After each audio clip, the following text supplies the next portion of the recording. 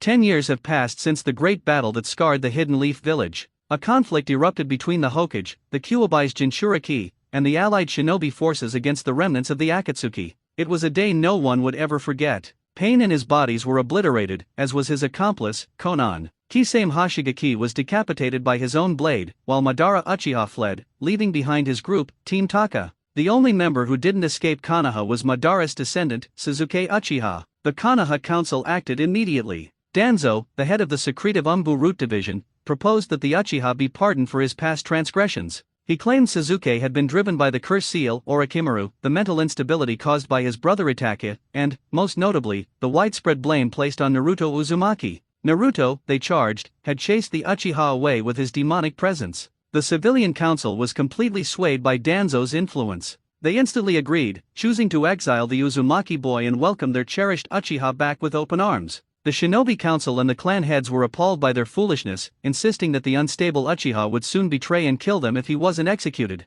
Their warnings were ignored as the civilian council granted Suzuki amnesty. But Naruto faced the worst of it. The civilian council held the majority of power in Konoha. The clan heads were powerless as the blind fool signed the document blaming Naruto. However, they successfully prevented his execution. Danzo's plans were foiled by the meddlesome Hokage and her advisors, who found a loophole in the chaos. Naruto could not be executed by civilians because he was a ninja. As his ninja license had not yet been revoked, they couldn't kill him. The civilian council moved quickly to officially revoke his license before they could claim their rightful justice. However, the shinobi, masters of deception, granted Naruto a new license as soon as his old one was voided. The political battle raged for weeks before a trial was held. It was biased from the start. The civilian council made up the jury, and they all insisted on Naruto's guilt. They were lucky to even get that far. Fortunately, Naruto's legendary luck held out, and Tsunade was the one to decide his sentence. She couldn't give him community service. The only remaining option, short of killing him,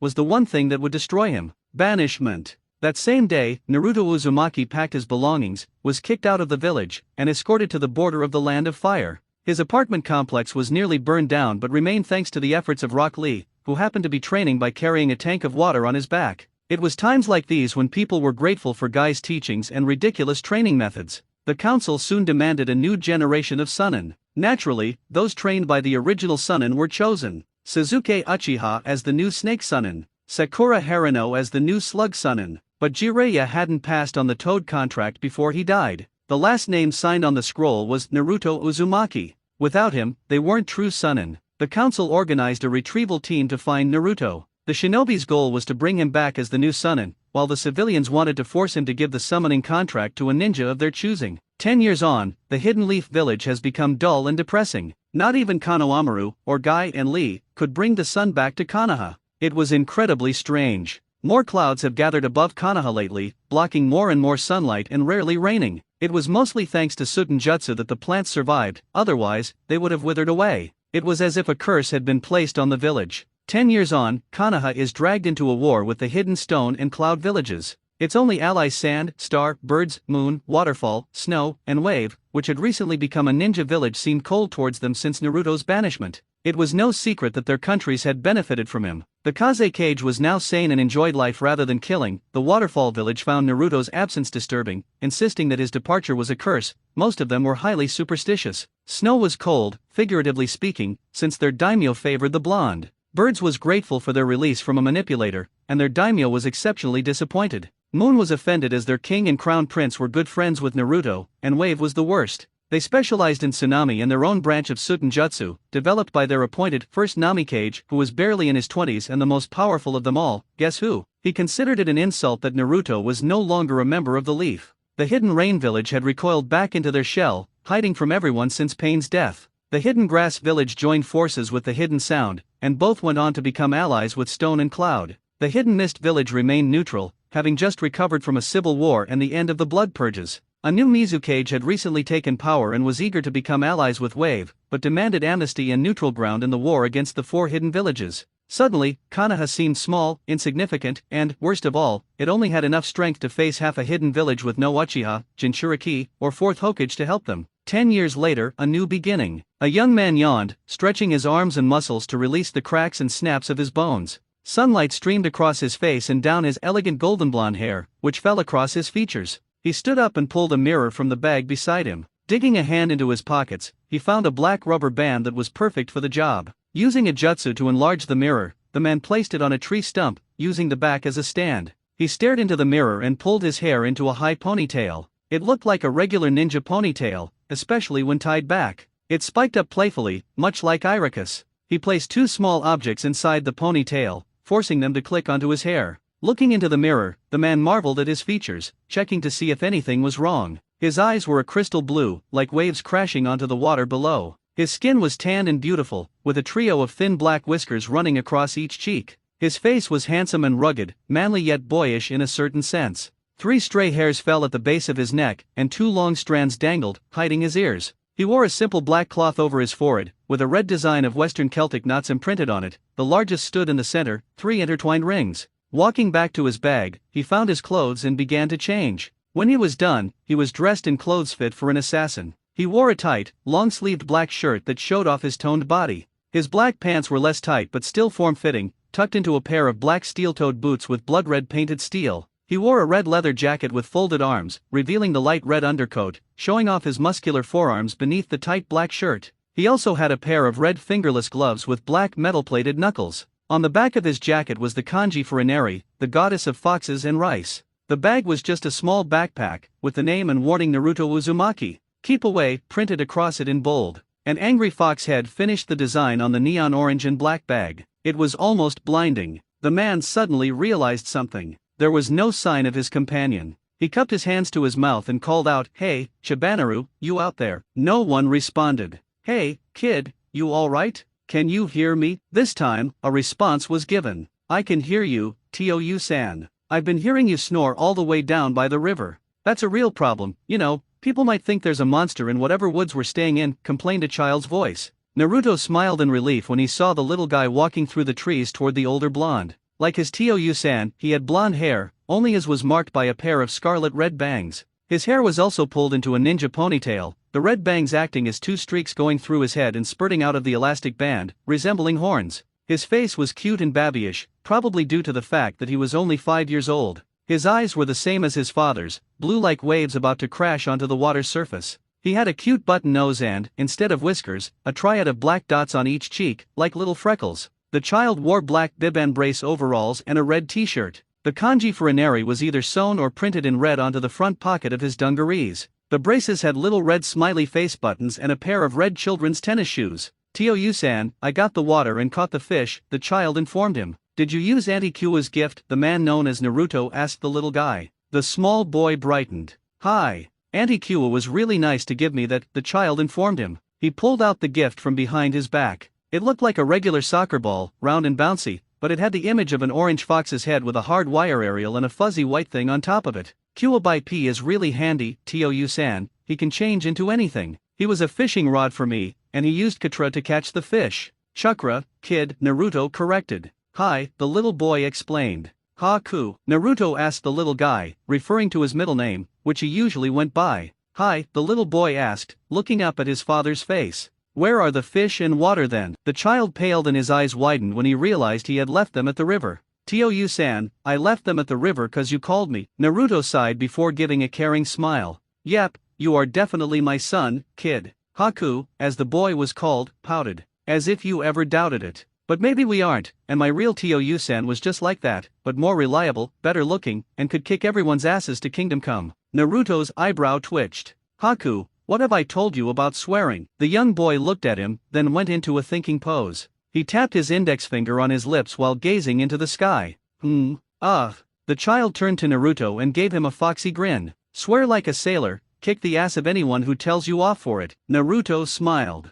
"I have trained you well." The father and son duo packed up their belongings and stored them in storage seals, which were easily hidden in the small backpacks. "Don't forget the fish," Naruto warned. The Hokage of Konoha stood before the new version of the Konoha 11, now the Konoha 12, added with Suzuki Uchiha and Sai, but without Naruto Uzumaki, one of the originals. The senseis of the 4 teams Kakashi Hatake, Yamato, Kurane Ui, and Might Guy stood in attendance to the Hokage, who hid behind her genjutsu. Her 2 advisors, now in their early 80s, stood on either side of her. Homura and Kohara glared down at the Uchiha boy, who acted as if he had better things to do. Tsunade folded her arms and leaned against the front of her desk. Sakura and Suzuki stood apart from one another, on opposite sides of the room, divided by the other ninja, just as Sakura wanted. Each ninja in the room held looks of excitement, confusion, or anticipation. Finally, Tsunade creased her brow and opened her brown eyes in earnest. It was time to make her announcement. As you all know, she began, next year I am retiring. In that time, I need to train a ninja who will become my successor and the 6th Hokage. Her announcement was met with silence. The one thought that ran through everyone's minds was the same: she's going to pick Suzuki or Sakura. Kakashi will deny the job. It's going to be those two as candidates. However, Tsunade continued, causing everyone to subconsciously lean forward. The one person I desire as Hokage could not be considered as a candidate. With the war fast approaching, we need this person as Hokage. The council has grown so that ninjas heavily outweigh the civilian council. As such, there is a certain obstacle which has been removed from our way. Excuse me, Hokage-sama, Sakura began, bewildered. What does this have to do with us? Tsunade looked at her successor in the ways of the slug Sunin and smiled wickedly. Well, all of you are going to go get him and drag his sorry ass back here to the leaf. A sneaking suspicion drove into Niji's mind at what the Hokage was implying. Behind his mask, Kakashi grinned, knowing full well who the Hokage had in mind. You are to find an escort back to the village, the official second-generation Toad Sunin, Naruto Uzumaki Namikaze, for him to accept the title of 6th Hokage. A shiver ran up Naruto's spine and his entire body vibrated fearfully. Haku looked up at his father with Kuwabaipi secure in his arms. A question mark flew through his brain. Tio-san, why did you just shiver like that? He asked his father, who seemed to have frozen in place. I don't know, Naruto gasped, but if I lose in the next casino, then that's a sign that something bad is about to happen to us. Haku rolled his eyes at his father. Geez, Tio-san, those signs of impending doom really make you sound like a sore loser, the child informed him. Naruto would have usually growled in response to this, but he could not shake the feeling of dread that had crawled up his back and now sat in his stomach. Something bad was going to happen very soon. Sakura Harano, the Neo-Slug Sunin, stood in her bedroom, an apartment that had once been Naruto's. Tsunade had converted it into a mansion of sorts for the Konoha 12. The Konoha 12 had become an official organization within Konoha that worked under the Hokage. Instead of academy teachers choosing the genin teams, the entire Konoha 12 did so, taking abilities and feelings into consideration. When the Konoha 12 were ready to retire, or if any group were to leave the organization, then one batch of academy graduates, 12 in number and with equal qualifications, would replace the Konoha 12 with a new generation. One of these teams would be trained by a Sunin, and that team would secretly be put forward as candidates for the Sunin who were the leading power of the Konoha 12. Out of the entire Konoha ninja populace, it was expected that someone within the family tree of ninja training was expected to be a candidate for Hokage. The first Hokage trained his brother, the second, who trained Sarutobi, who in turn trained Jiraiya, Tsunade, and Orochimaru. Orochimaru trained Anko, Mizuki, and Korone. Tsunade trained Shizune. Jiraiya trained Minato, Fugaku, and Hayashi. Minato was the only one to take a genin squad from Jiraiya's branch, as Korone did the same from Orochimaru's. Minato trained Obito, Rin, and Kakashi. Kakashi trained Naruto, Suzuki, and Sakura. Korone trained Hinata, Shino, and Kiba. If you think of it as a family tree, it begins to make sense. Out of all those, they were the most expected to be a Hokage candidate. It was like a bloodline, only it was transferred to genin from their Jounin teacher who was in the line. It is sometimes called the Hokage line. Sakura spent a good few hours drawing that up for an April Fool's joke, and a pretty poor one at that. Sakura admitted to leaving the pranking to Naruto until Tsunade saw it, put it all together in her head, then made it the official Hokage line, saying that it was a nin line, an opposite of a bloodline. The cycle would only be cut if someone else tried for Hokage. A lot of people suspected the Hokage to be severely intoxicated that day from needing a break from Konohamaru's tricks. Enough about Konoha cage politics. Sakura sighed and looked over at the photos on the wall. The old genin team photo hung proudly, yet dusty, about 13 years after it had been taken. Next to it hung another picture of Yamato, Sakura, Sai, and Naruto. Next to that was one of them with Suzuki and Kakashi this time. Finally, there was their official one of them without Naruto. Pictures were otherwise scarce in the room. Sakura had kept them all safe and hidden. Her bedroom was covered in red wallpaper and pink cherry blossoms, red carpet, and pink bed covers. The cabinets and drawers were otherwise brown and made of oak. A bookcase filled to the last centimeter with books occupied the wall across from the window. Sakura finished packing her bags and opened the door to find the rest of the retrieval team waiting for her. Suzuki took position as leader and commanded them to move out.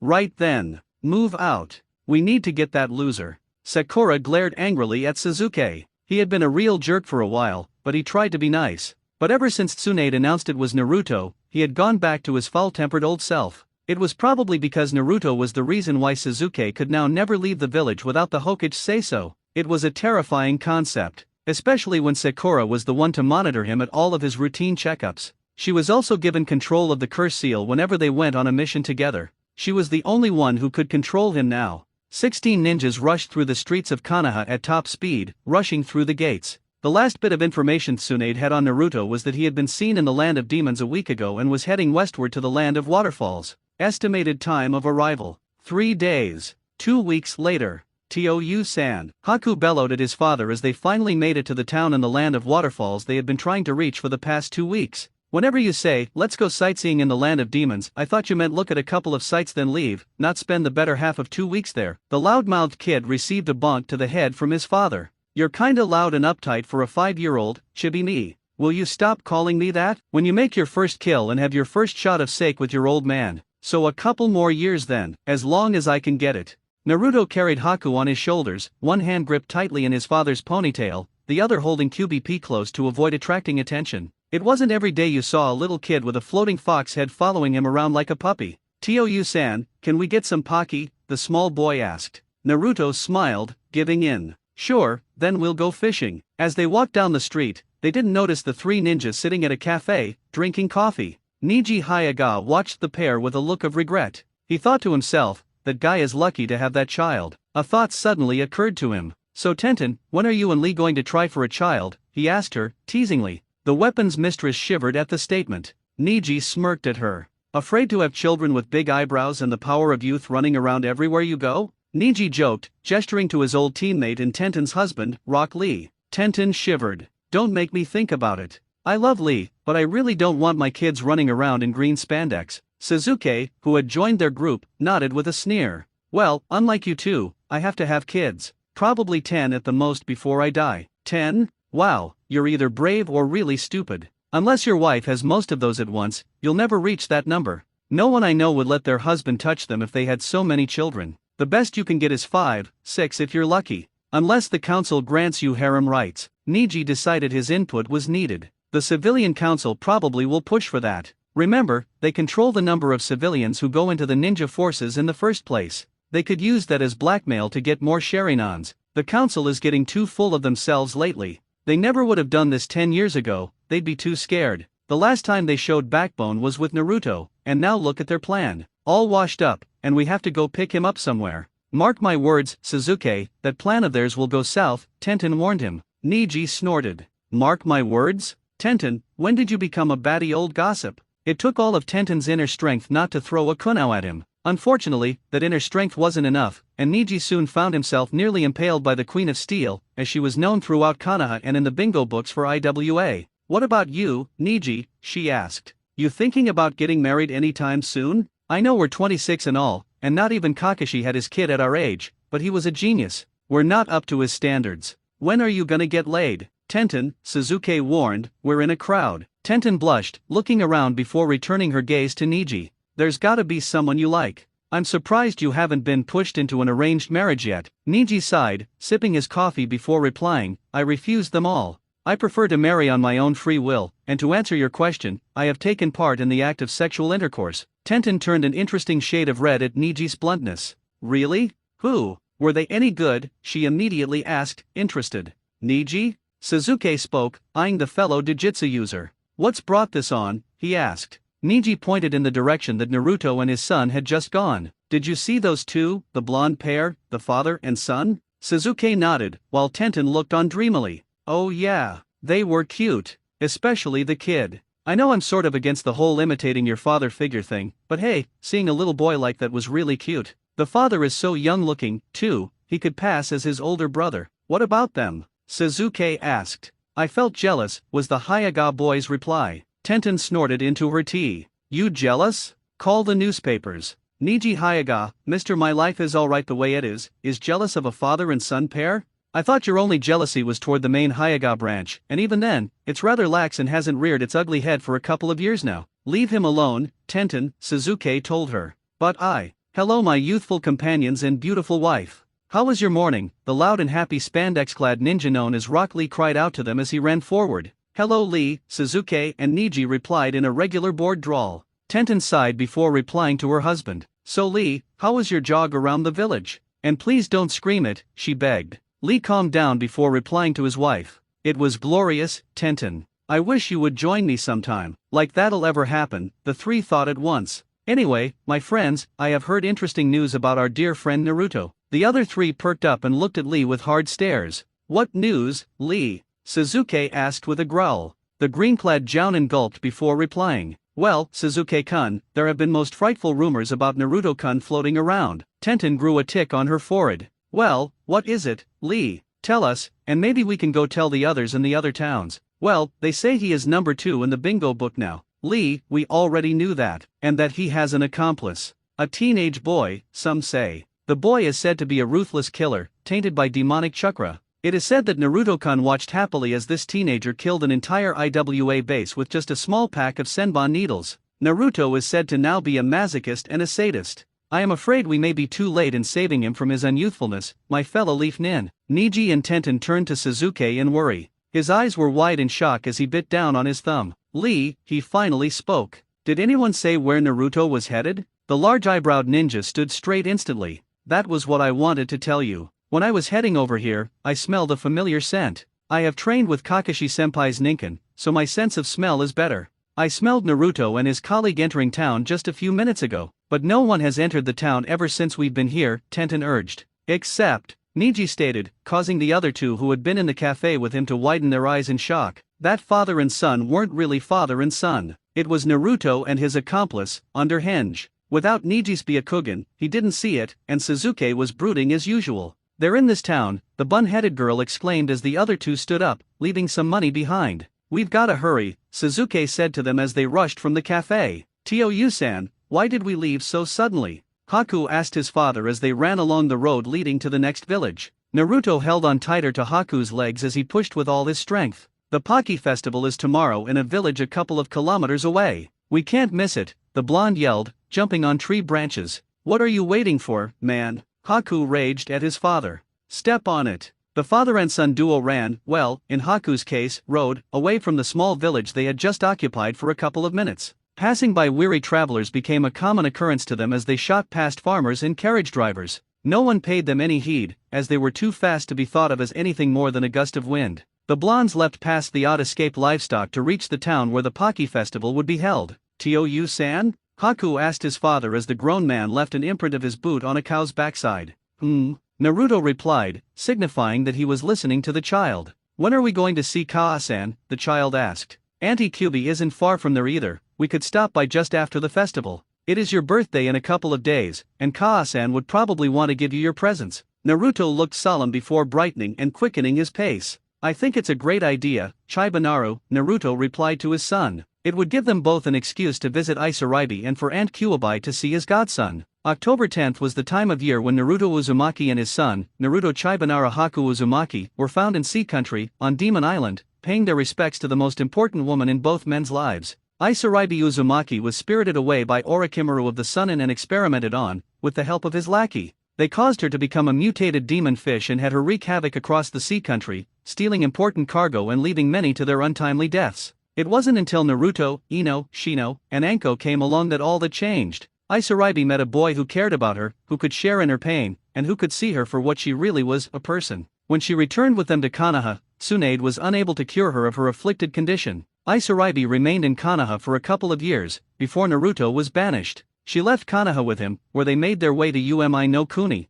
There, Naruto and Isaribi made a home on Demon Island and fell in love. The wedding was a private ceremony issued by a friend of Naruto's. Sora from the Great Fire Temple brought his master in the guise of a vacation. It was a month after Naruto's 18th birthday. By that time, Isaribi was pregnant with little Naruto. The two settled down in their home and remained there. When Chibanaro was born 9 months later, people on the mainland could have sworn that there were red fireworks shaped like multi-tailed foxes shooting up into the air. But then, everything went wrong. Due to her mutation, which she thankfully didn't pass on to her son other than the ability to breathe underwater, Isaribi fell terminally ill with some unknown disease which affected fish. Naruto did the best he could for her, but they couldn't afford a medic, and it was tragic that Isaribi passed away. She was buried in the family's front garden, right before her house. A mound was raised and a rock was raised in Ganed so it could be used for her headstone. It was on that day that the two left, promising to return to Demon Island 7 times a year, on the birthdays of Naruto, Chibanaro, and Isuraibi herself, on Mother's Day, Christmas, on the anniversary of their wedding, and on the anniversary of her death.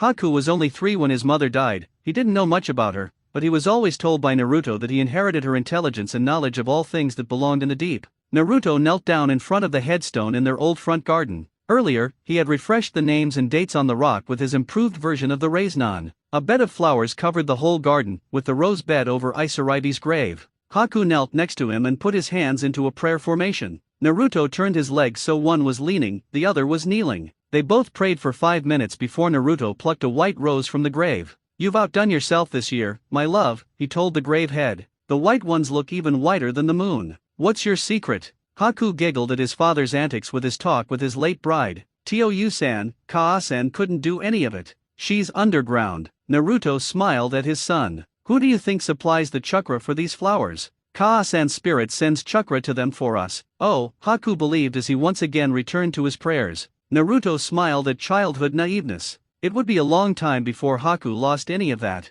He smiled, continued before tucking the white rose into one of the pockets of his jackets, proudly displaying it for the world to see. "Come on, Haku, time to go. T-Country's having a gambling celebration, and there are these new boots in Demon which I've had my eye on for quite some time." "Hi, Tou-san," the little boy replied before kissing the stone which held his mother's name. "Bye, Kaa-san," he said before bounding off through the garden. Naruto's head returned to the headstone. He put his fingers to his lips and kissed them before placing it on the stone just centimeters away from where Haku had just kissed the rock. "I've gotta teach that kid not to kiss rocks. We'll see you in a month, love." Then he too left the garden and followed Haku down to the beach. Sakura stared wide-eyed at Sasuke, Tenten, Lee, and Neji as they recounted what they had seen. "Naruto with a ponytail?" she asked. Tenten nodded. He looked like Irika-sensei with the color scheme of Deodara and whisker marks, but the baby was so cute. He must have been, what, 5? 4 years old. But obviously, it was a henge, but it was so cute. Neji's sweat dropped before talking. "Tenten,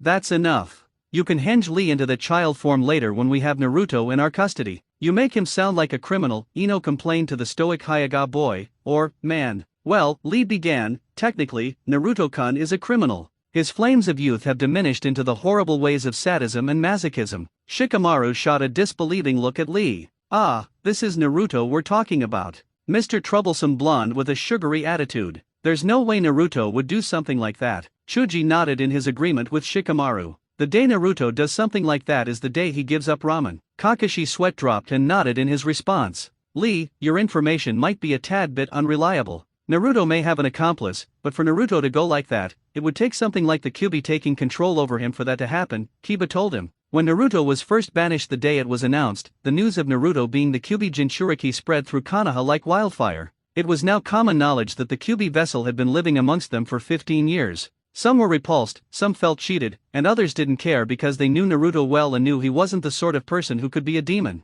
The Konoha 12 were among the supporters of Naruto, refusing to believe he was any sort of monster. Of course, Sakura, Sasuke, Sai, and Shikamaru already knew. They were his teammates, and Shikamaru had figured it out years before it was revealed. "There's got to be another explanation." Shino's usual monotone sounded throughout the Konoha 12. Could Naruto really be like that? No question about it. Lee had to have been misinformed. So where could he be? Hinata asked her fellow ninja. Sai gave off a sigh. "My informants have told me that he was recently seen in the Land of the Sea." Locals have overheard him saying to his accomplice, still under the disguise of a child, they were going to the Land of Tea for a gambling tournament, then he would be returning to Umi no Kuni in 1 month's time. That's all I could dig up on him. Yamato nodded at his pupil. Sakura formed a plan in her head quickly before ordering the others. "Half of us will go to Umi no Kuni and wait, while the other half go to the Land of Tea for this gambling holiday. Sasuke, you'll take Neji, Tenten, Lee, Kiba, Kakashi, Guy, and Shino. Hinata, Ino, Shikamaru, Chuji, Sai, Kurane, and Yamato, you'll be with me in UMI.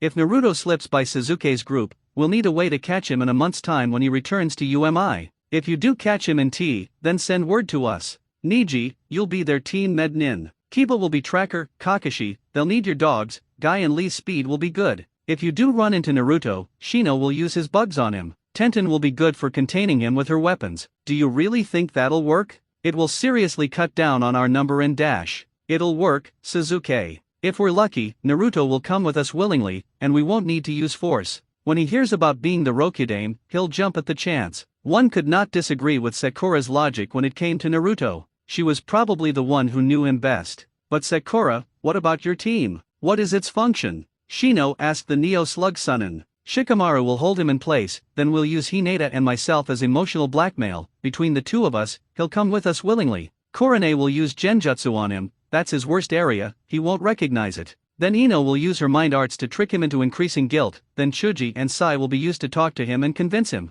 If worst comes to worst, we'll blackmail him with ramen. So, an attack team and a team which uses techniques from the interrogation department to guilt-trip Naruto. But why Yamato, Sakura? Kakashi asked her. The pink-haired Kunoichi shivered slightly. In case the Kyuubi is used by Naruto, he'll probably still wear the necklace, and Yamato will be used to subdue him. Clever, Ino praised her old friend. Come on now. Team Serpent doesn't have long to get to Tea Country. Team Snail will follow me to sea. Serpent? Snail? Well, I couldn't use Snake for Suzuki's team, and it'd be fair to use a relative of my summons as a name. Billboard brow. Ino insulted. I can't believe the gambling tournament was cancelled, Chibanara complained to his father as they walked away dejectedly. You could have let your hair down, Tou-san, then they wouldn't have recognized you. Naruto growled angrily, I can't help it that I'm unnaturally lucky, especially with money and gambling. Yeah, but you might want to use henge next time. So sue me, kid. Can't. You're my father. What do you mean he never showed up?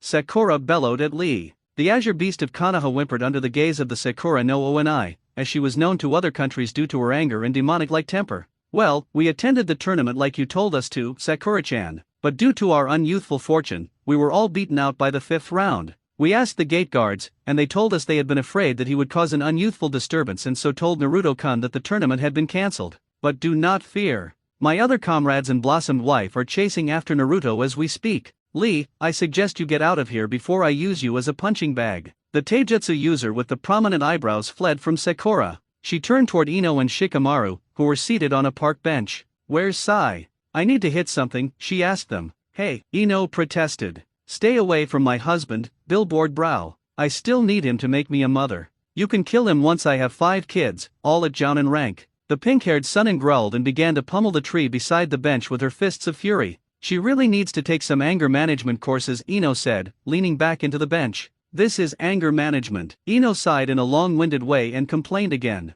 I should have known. Sakura will always choose the more violent path. Troublesome. Shaka, Ino looked at her old teammate, her brow furrowed. Have you talked to any of the locals yet? I've been looking for my friend Isaraibi, but I can't find her. Did you make any headway with your search, Isaraibi? Shikamaru asked, confused by her question. Remember my mission to UMI? Isaraibi was a girl we met there. She had been kidnapped by Orochimaru and mutated by experiments from one of his research partners. She was part fish because of it. She was forced to steal from ships taking valuable objects and money to the land of water to pay for their protection. Me, Shino, and Naruto came here with Anko-sensei. Isaraibi helped us destroy the base and free the others. She came back with us to Konoha for Tsunade-sama to heal her, but the damage was too much. Isaraibi left Konoha to return here after Pain was defeated. Did you say Naruto came here with her? Shikamaru asked, narrowing his eyes. I remember that mission. You guys came back with her. She studied under Tsunade-sama for a while.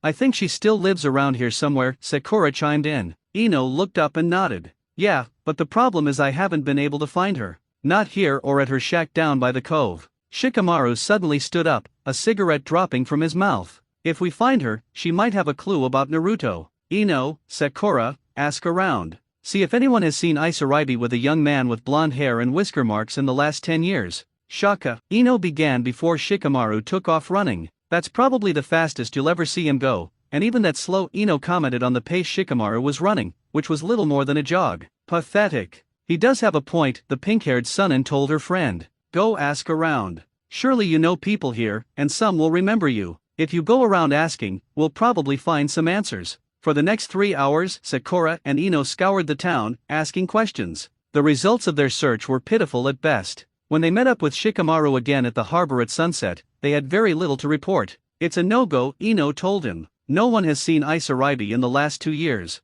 They've seen Naruto coming and going on the same dates every year. Once on his birthday, another on Isaraibi's, and then 5 more times. Some people said they saw people from the fire temple here once, 5 years ago, Sakura added. I asked around as well, Shikamaru stated. They said that Isuraibi and a blonde man lived in a house on Demon Island. About 5 years ago, they came around with a pair of monks, and there was apparently a fireworks show with multi-tailed foxes, once in November and again in February. Then 2 years ago, Isuraibi disappeared completely, and that man comes by only 7 times a year on the same dates and leaves as soon as he returns from Demon Island. February 13th, November 5th, October 10th, July 3rd, December 25th, May 11th, and Mother's Day. He always brings along the guy and the child henge. So we go to Demon Island and scope things out, Hinata asked as she walked up behind Shikamaru, with Chuji at her side. I agree, Sai said, appearing through ink shushin between them and a box. We should go there and look for any clues. Ino nodded at her husband. Some people have said that up till May 11th, 2 years ago, smoke rose from a chimney on some sort of shack on the island. So do we leave now? Someone should stay behind to tell Lee where the rest of us have gone. I'll stay, Sai said. My ink will be useless on these waters anyway, so I trust you'll be fine, he asked Ino, placing a loving hand on her shoulder. The blonde girl smiled, nodded, and pecked a kiss on Sai's cheek. Be careful, Sai, she told him. The pale man smiled sweetly before replying, you too, to his wife. Half an hour later, the Konoha ninja, minus Sai, were running on the water to Demon Island. The Kyuubi no Kitsune was once a powerful demon lord, who devoured the souls and bodies of whomever opposed his mighty power. He was said to have created tidal waves and raised mountains with just one swipe of one of his 9 ferocious and strong demon tails, until Minato Namikaze and Naruto Uzumaki. The fourth Hokage, Minato Namikaze, used a forbidden jutsu to seal the great demon in his prison, within the stomach of one Naruto Uzumaki. For 17 years, the Kyuubi remained under lock and key, with his jailer only visiting him once or twice for the power needed to destroy his enemies. When the boy had been banished, the Kyuubi had begun to form a sort of bond with his jail cell.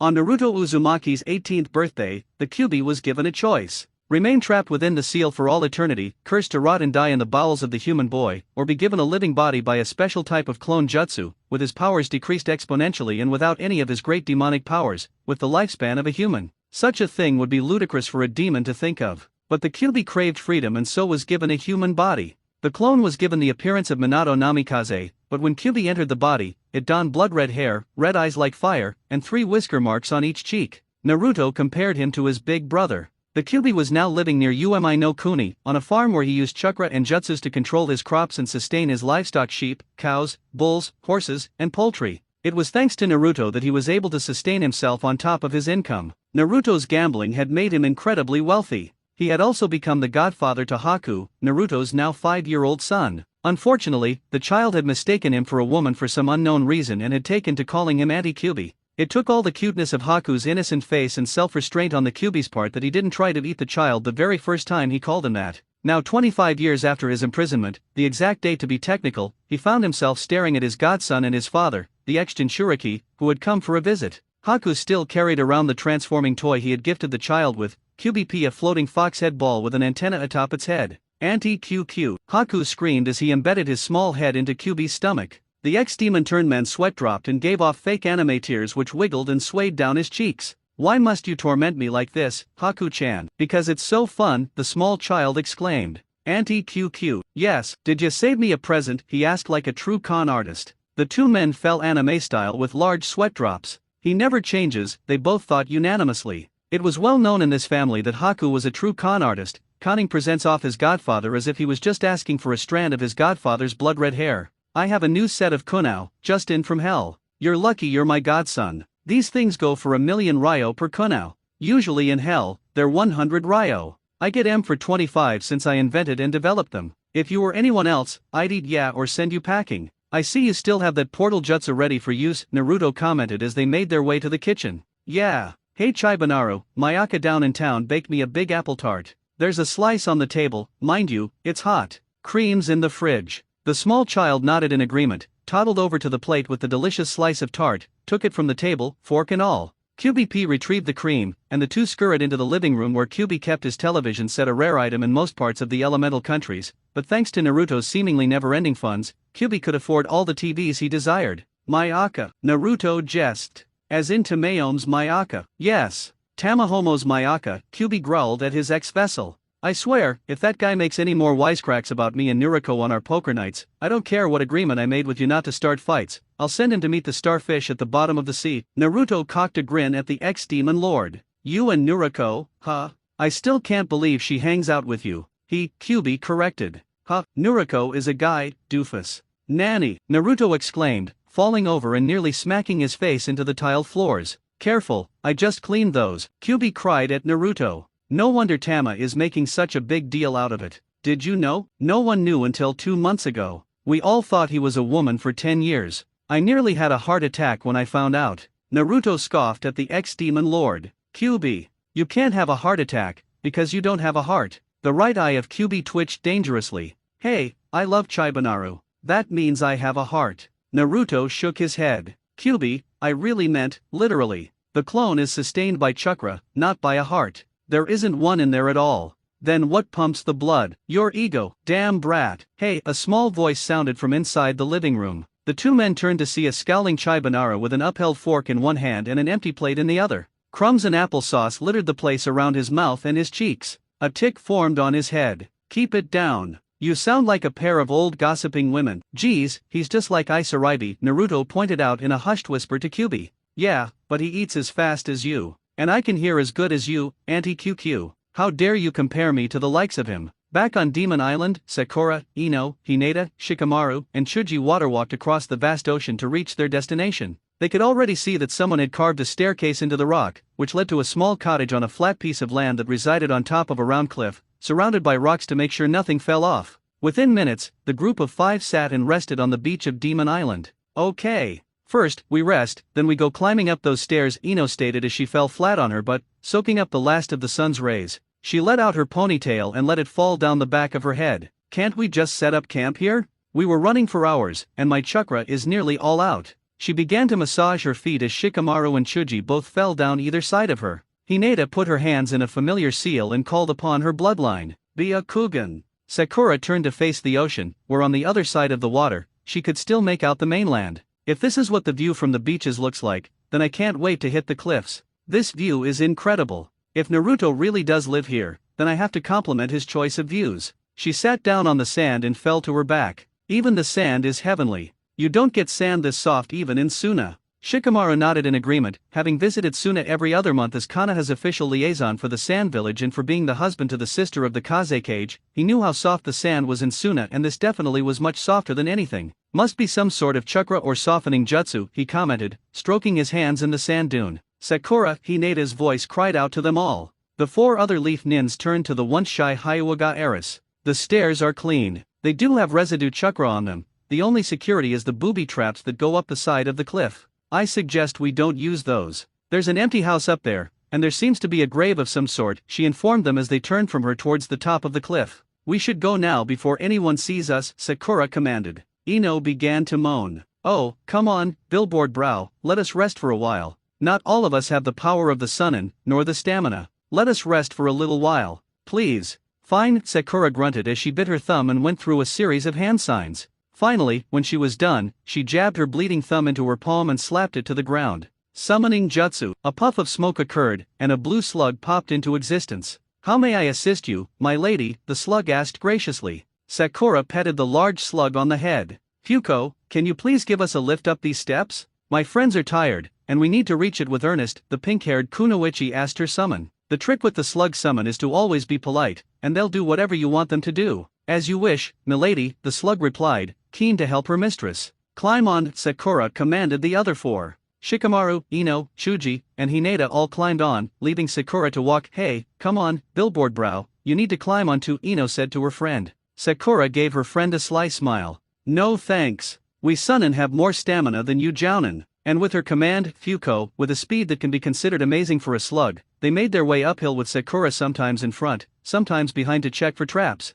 At last, the 5 ninja found themselves atop the cliff, to a field of flowers and a medium-sized cottage in the middle. It was like something out of a storybook. The flowers looked so beautiful, especially under the radiance of the setting sun. Closer to the beach lay the headstone Hinata had spoken of earlier. If their name is written on that rock, then we'll know who lives or lived here, Hinata quirked in. Sakura and Hinata were followed by Chuji and Shikamaru. None of them noticed Ino staring dreamily at the field of flowers which surrounded her. If I find whoever grew these, remind me to hire them for my shop, she said. Ever since her parents retired to a small place in tea country last year, Ino ran the flower shop with her husband, Sai. The ex-root ninja had finally left behind the life of the social and emotional enigma and had fallen hard for Ino. While juggling his career as a ninja, Sai worked as a painter and occasionally worked for the flower shop when Ino was either out with her friends or on a mission. As Sai had no last name, being an orphan and having once been a subordinate of Danzo, Sai took on Ino's last name. Ino, Sakura called back to her, finally snapping the blonde out of her daze.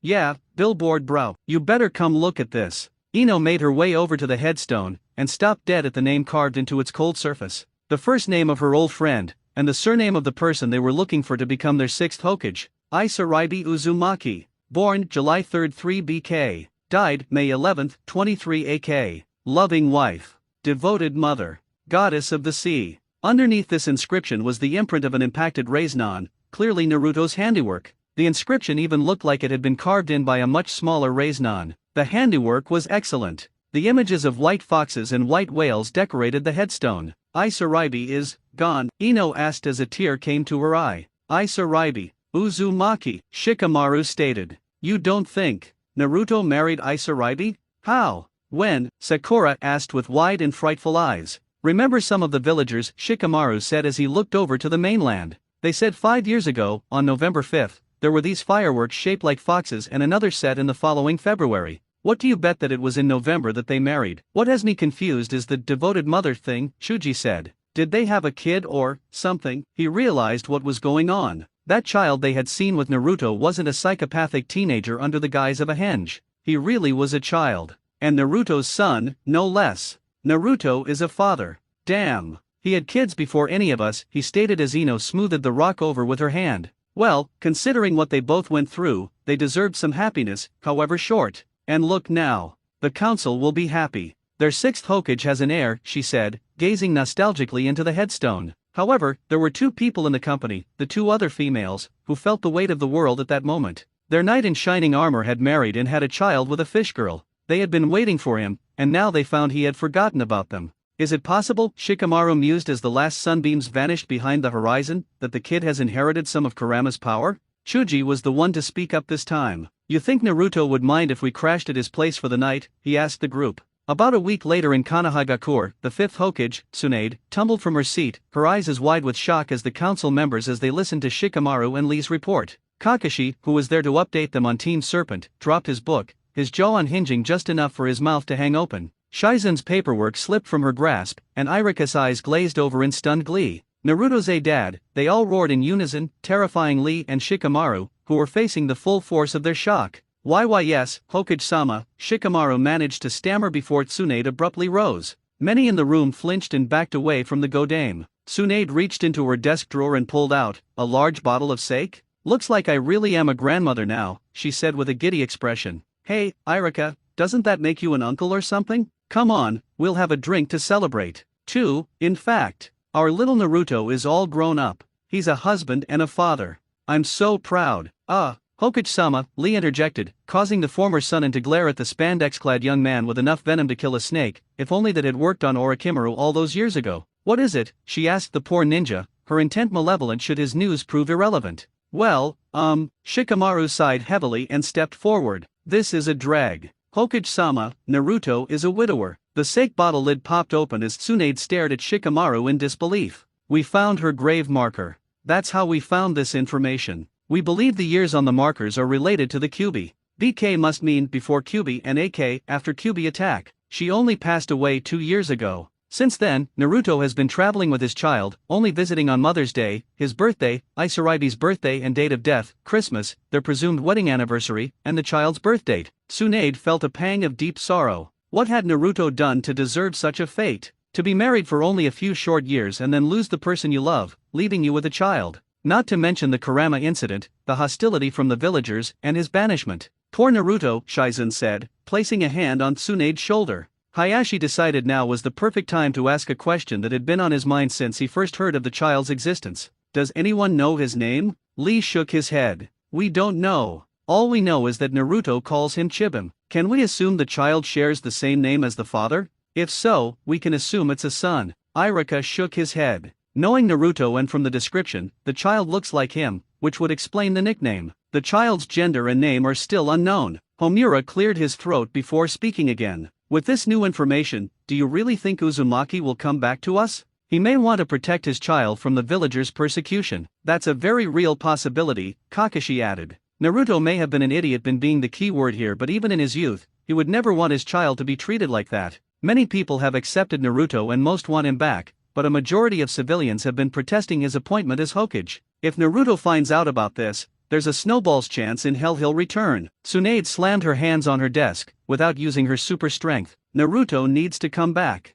I can't keep doing this job. Naruto is the only one I trust. Konohamaru has been making progress, but I'm tired, not a fool. That child also needs a stable environment, and as its grandmother, I order more ninja to track down Naruto. See if they can intercept him before he reaches the land of the sea. Shizune whispered into Irika's ear. If only Naruto had been older years ago and had a kid, she probably would have worked harder to ensure the child was safe from persecution. I heard that, Shizune. Bye-bye, Auntie QQ. Haku called from his father's shoulders. Kurama's red eyebrow twitched menacingly. Kid, you're lucky you're my favorite godchild. I'm your only godchild. Haku shouted back as they got farther and farther from the farm where Kurama had housed them for 3 weeks. Dad, Haku said to his father, can we stay home for a while? Mom's probably very lonely. Naruto looked into his son's eyes with confusion before breaking into a wide grin. Sure, Mom will enjoy the company. We'll stay there for a while, and you can go to school on the mainland. I'll airwalk or flash step you over in the mornings and when you're ready to come home. How does that sound? He asked with a foxy smile. Dad? Haku questioned, looking ahead toward Demon Island as they went down the slope. Does anyone else live in the cottage while we're away? No, why do you ask? Because someone has lit the fire in our cottage, and smoke is rising from the side vents. Naruto's eyes widened, and he looked toward Demon Island. Without a doubt, there was a fire in their house. Probably in the living room since the vents also took smoke to the other side of the island. Haku, no matter what happens, stay with Auntie QQ. I'll wait here until you go in. I'll be back, I promise. Tell Auntie QQ that something is happening on Demon Island and he is not to interfere. Haku nodded hesitantly, not wanting to disobey his father but worried for his safety. Be careful, Dad. Haku was back at Kurama's house within 5 minutes. Kurama stuck his head out and ushered Chibanaru inside, with QBP by his side. Once he was sure Chibanaru was safe, Naruto used a jutsu he had created a while ago. Flash Step. This jutsu required no hand signs and was a type of chakra control exercise.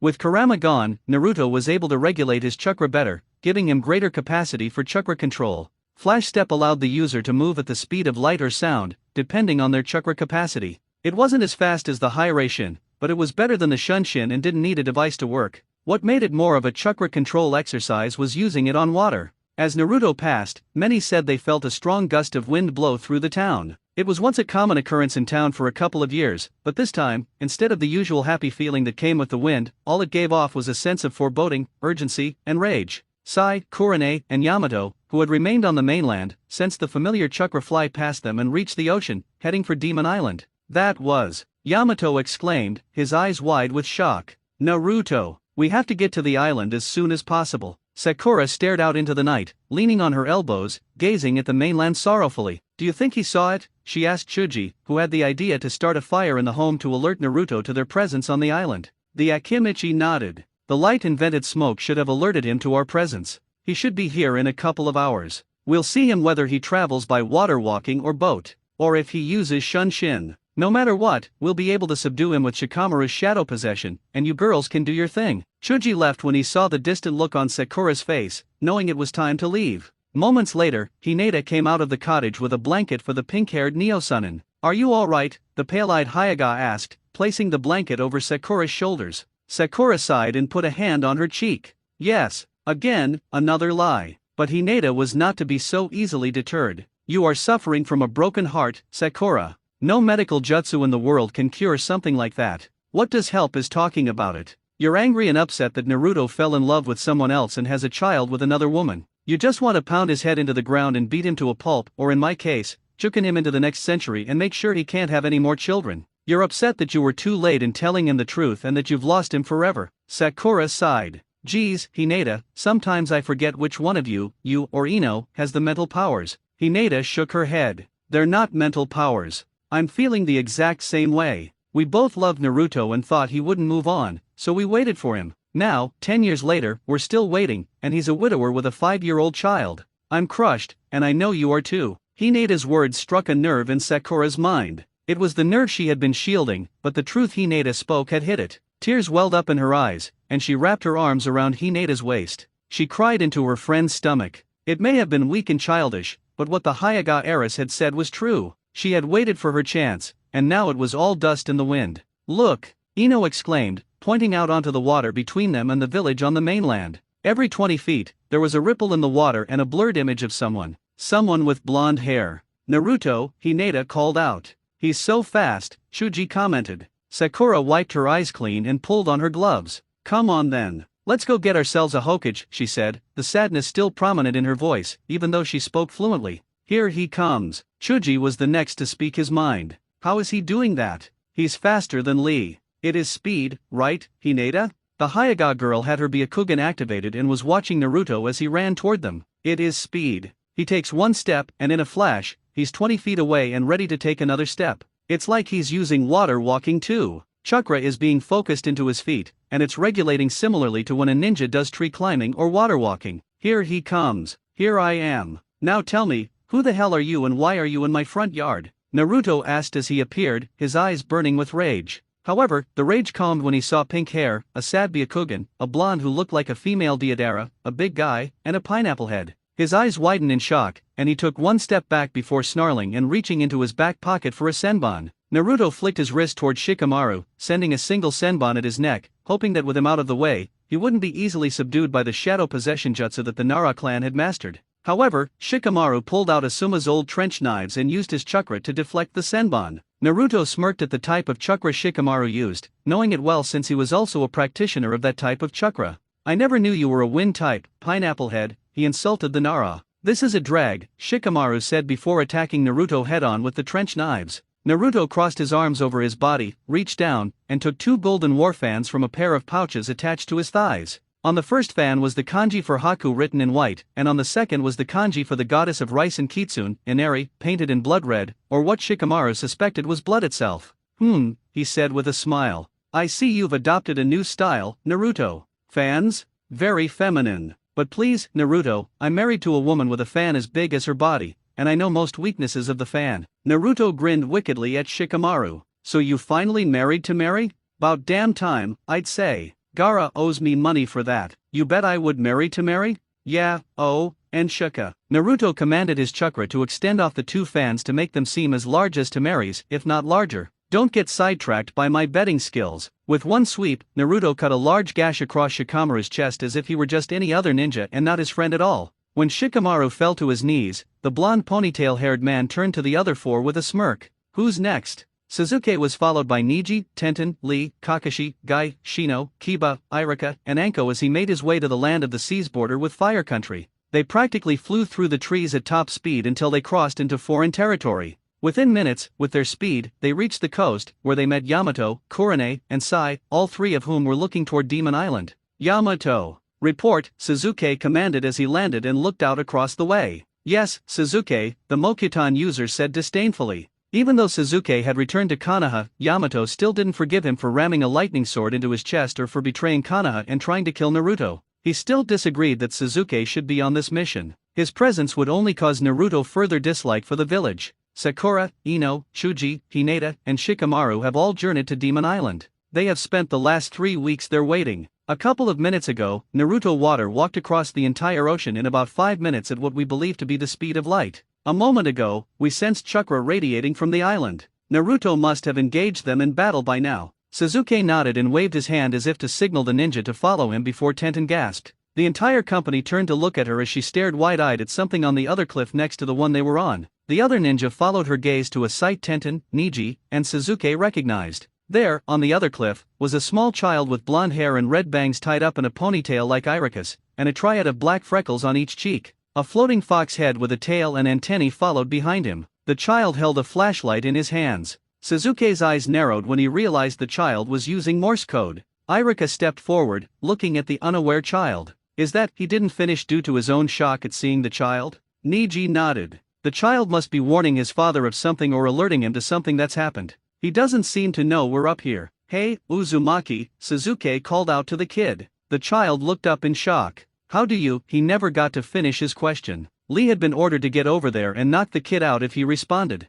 Haku fell to the ground unconscious, but Lee was able to grab hold of him before he hit the ground. A second later, Lee reappeared in front of Suzuki and the others, holding the child. "Sleep well, my youthful friend." The floating fox head bumped into Lee, surprisingly sending him flying backward. Two holes appeared on either side of the child, and mechanical, fox-like arms extended from the ball. However, Suzuki punched the ball and sent it flying into a Mokuton net he had created as soon as the toy was hit. "Should we take the toy as well? It seems to be its bodyguard," the Mokuton user asked. Suzuki nodded slowly before picking up the child in his arms. "Come on," Suzuki ordered, disappearing. The others followed suit and ran across the water to reach Demon Island. Back on the island, Chuji had engaged Naruto in battle. He was currently a giant meatball heading straight for the blonde. Naruto leaped up as Chuji came into range and used a chakra-infused kick to send Chuji to the side of the cliff, where he smashed against the rocks. "Impossible," Hinata gasped with her Byakugan activated. Sakura turned her head to her fellow Leaf Ninja as she and Ino healed the gash across Shikamaru's chest.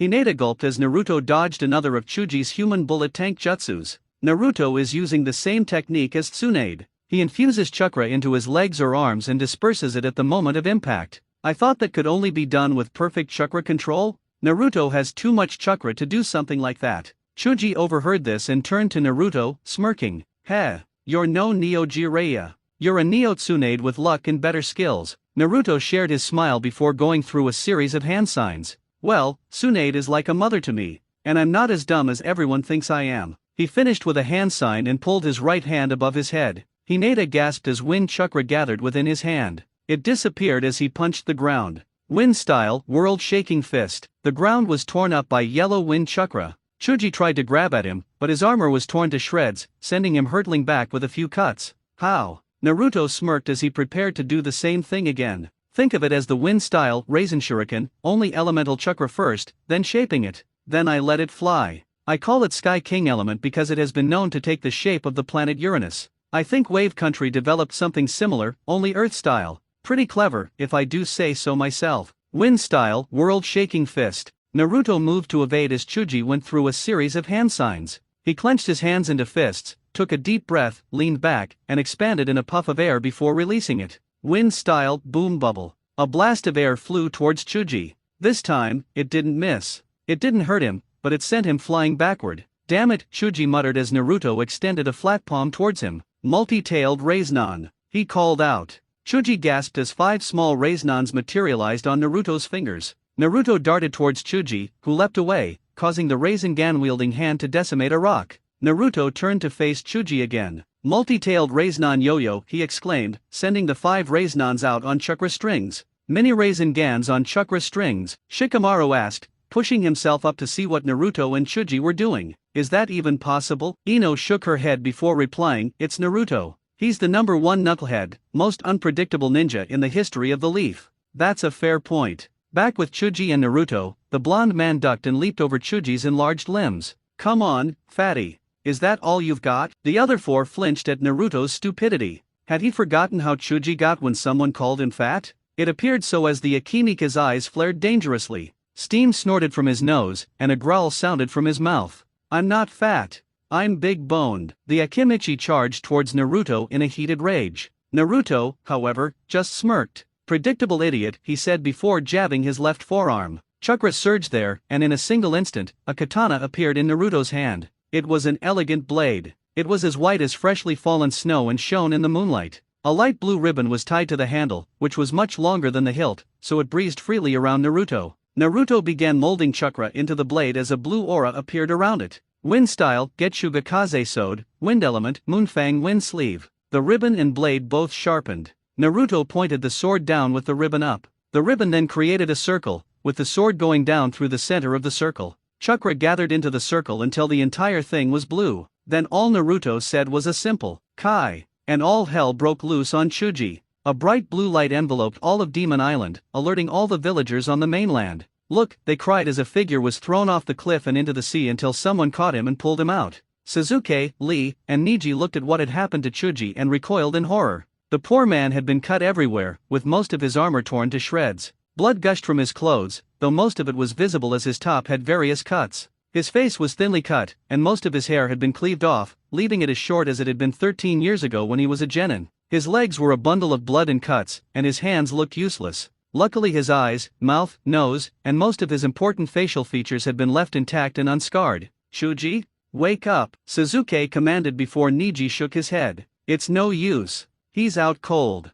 If Naruto did this, the purpose of the jutsu is to put the victim to sleep so they don't feel pain. There is chakra pushing Chuji to sleep. He should be fine. Lee looked up at the top of the cliff, where Ino could be heard screaming. Sai sped past them onto the beach and began running up the stairs to protect his wife. "Naruto-kun's attack truly is amazing," Lee commented as he and Suzuki followed Sai's lead while Niji kept an eye on Chuji. "Could Naruto-kun actually do something like that?" Lee asked the Teiko for the mission. Suzuki furrowed his brow and kept running onto the beach. "Ha! Hold on a second." Suzuki stopped with Lee behind him. "What is it, Suzuki Teiko?" Lee asked. Suzuki turned to Lee with a bewildered expression on his face. "How can you walk on water? You can't use chakra," Suzuki asked. Lee stopped before giving his nice guy with a thumbs up pose. "Well, you see, my youthful Teiko, I have been using my special ninja shoes. They allow me to use chakra exercises with ready infused chakra, which is always ready to be used and recycled. An inventor from the land of the sea created them, and I ordered them 2 years ago in the ninja catalog."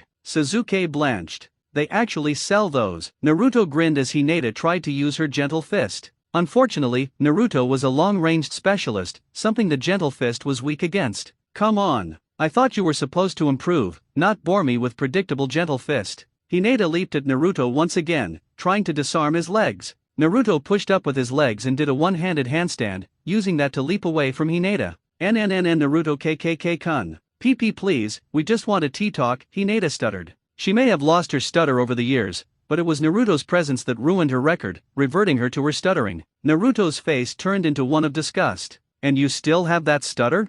Listen, pale eyes, go home and get some help. The battlefield ain't no place for nervous wrecks." Sakura growled at Naruto. This was the person they wanted for their Hokage? Someone who had called Chuji fat, insulted Shikamaru's hair, and was quickly destroying all the confidence Hinata had built up over the last decade. He was no Hokage. He was a newer version of Suzuki with blonde hair and better skills. Hinata looked down at the ground, upset. This was not how she imagined Naruto to be. He was supposed to be kind and ask what they were doing here, then accept the position of Rokudame. He would come back with them and have a nice, peaceful long life. But here was nothing more than a ruthless shinobi. "Naruto!" Sakura cried as she ran towards the blonde. She swung her fist with the same technique Tsunade used. Unfortunately, she had forgotten Naruto knew how to do that technique also. As she swung, so did he. Their fists met with a boom and a crunch. Sakura's eyes widened in shock, and Naruto grinned in satisfaction. "So, Pinky, like the strength? How's it feel to finally be on the receiving end of a chakra punch from someone you used it on so often?" Sakura swung with her other arm, her fist making contact with the side of Naruto's face.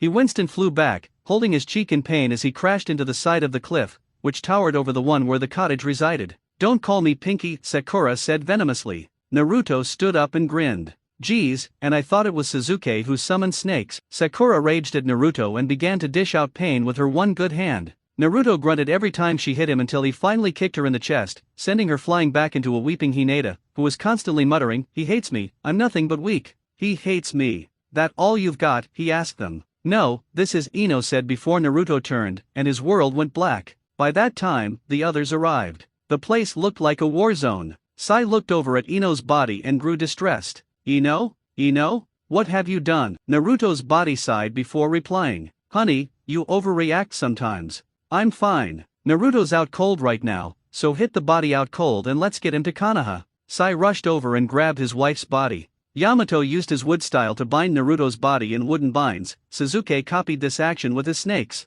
Irika held a sleeping Haku in his arms. Tenten helped Niji support an unconscious Chuji. Korone picked up a weeping Hinata, who grabbed onto her and bawled her eyes out. A wincing Sakura was lifted up by Lee. Kakashi grabbed Shikamaru, who mumbled something about troublesome blondes. When Kyuubi finally reached Demon Island, his godson, ex-vessel, and invention were gone, as were the leaf ninjas. The village hidden in the leaves, Konohagakure no Sato, was a picture of peace and calm. Children played in the streets, old men with beards as white as snow played shogi and go in the shade. Ice cream stands sold well due to the intense heat produced by the warm sun. The parks were filled with lazy and playful children. Ninjas walked around leisurely, babies poked their little bald heads out of their prams to see all the sights and smells. The calm, serene image of Naruto did what? People jumped back in shock at the sound of the Godame Hokage as she exclaimed a sentence not heard from in nearly a decade. Older people sweat dropped, and the younger villagers and residents of Konoha looked on in confusion at the source of Tsunade's outburst. Inside the Hokage office, Ino, a bandaged Sakura, a nervous wreck version of Hinata, and a semi-mummified Shikamaru flinched at the busty woman. Their report had to be made to Tsunade and the rest of the council.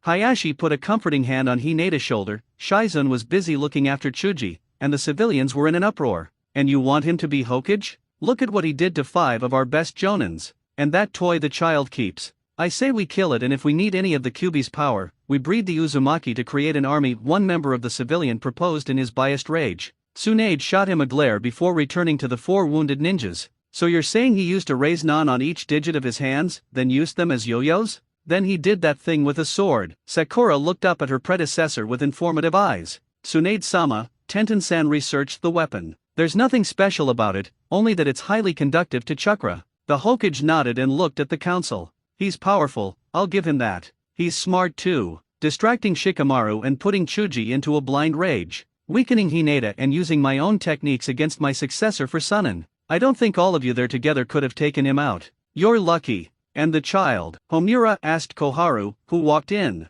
The old woman gave a soft smile. He's such a sweet boy. A con artist, but a sweet child. Hayashi nodded. So the child is male. Homura raised a confused eyebrow. What do you mean a con artist, Koharu? The old woman's sweat dropped in embarrassment. Well, you see, the child used a jutsu called the puppy dog pout. He got me to buy him a crate load of Pocky. Pocky? Shouldn't he be addicted to ramen? Irika asked the old woman, who then gave a bewildered look. I know. It is strange, but when I mentioned giving him ramen, he gave a look of disgust at me and told me that he hated ramen. Apparently, so does his father. Irika's ear perked up. Naruto hates ramen. This is either the wrong guy or the end of the world. Tsunade looked over to her sensei's old teammate with worry in her eyes. Did you at least find out his name? She asked. The others leaned in to hear this. Kohara nodded before telling of the child. He says his full name is Naruto Haku Uzumaki too. His father and friends call him Haku, but if you are a stranger or he dislikes you, you must call him Naruto, or in his father's presence Chibanaro is not to confuse them. Tsunade looked confused. Haku? Where the hell did he get Haku from? Sakura. She said the last part because she had noticed her student look sullen all of a sudden. So he named his child after him, but she asked no one in particular. Figures. He had a huge impact on Naruto's life. Naruto would honor his precious people after all. Irika put a hand on her shoulder. Sakura, who is Haku? The pink-haired Sunin responded by retelling their first C-rank mission as a team in the Land of Waves and who Haku was. Apparently, Haku was a feminine boy from a clan of ice-style users in the Land of Water. Kakashi had killed him as he tried to save Zabuza Mamakai from the Chidori. But before that, he had given some life lessons to Naruto before he passed away. Ah, that is so sweet, Anko said before jumping onto Irika's back. Hey Irika-chan, how'd you think Naru-chan LL take it that you named our lil babe after I'm? Ha! 3 Narutos running around. The others in the room looked up and thought before shivering nervously and fearfully. Should we prepare the bomb shelter now, or later when we find out Naruto and Chibanara prank people? Irika proposed.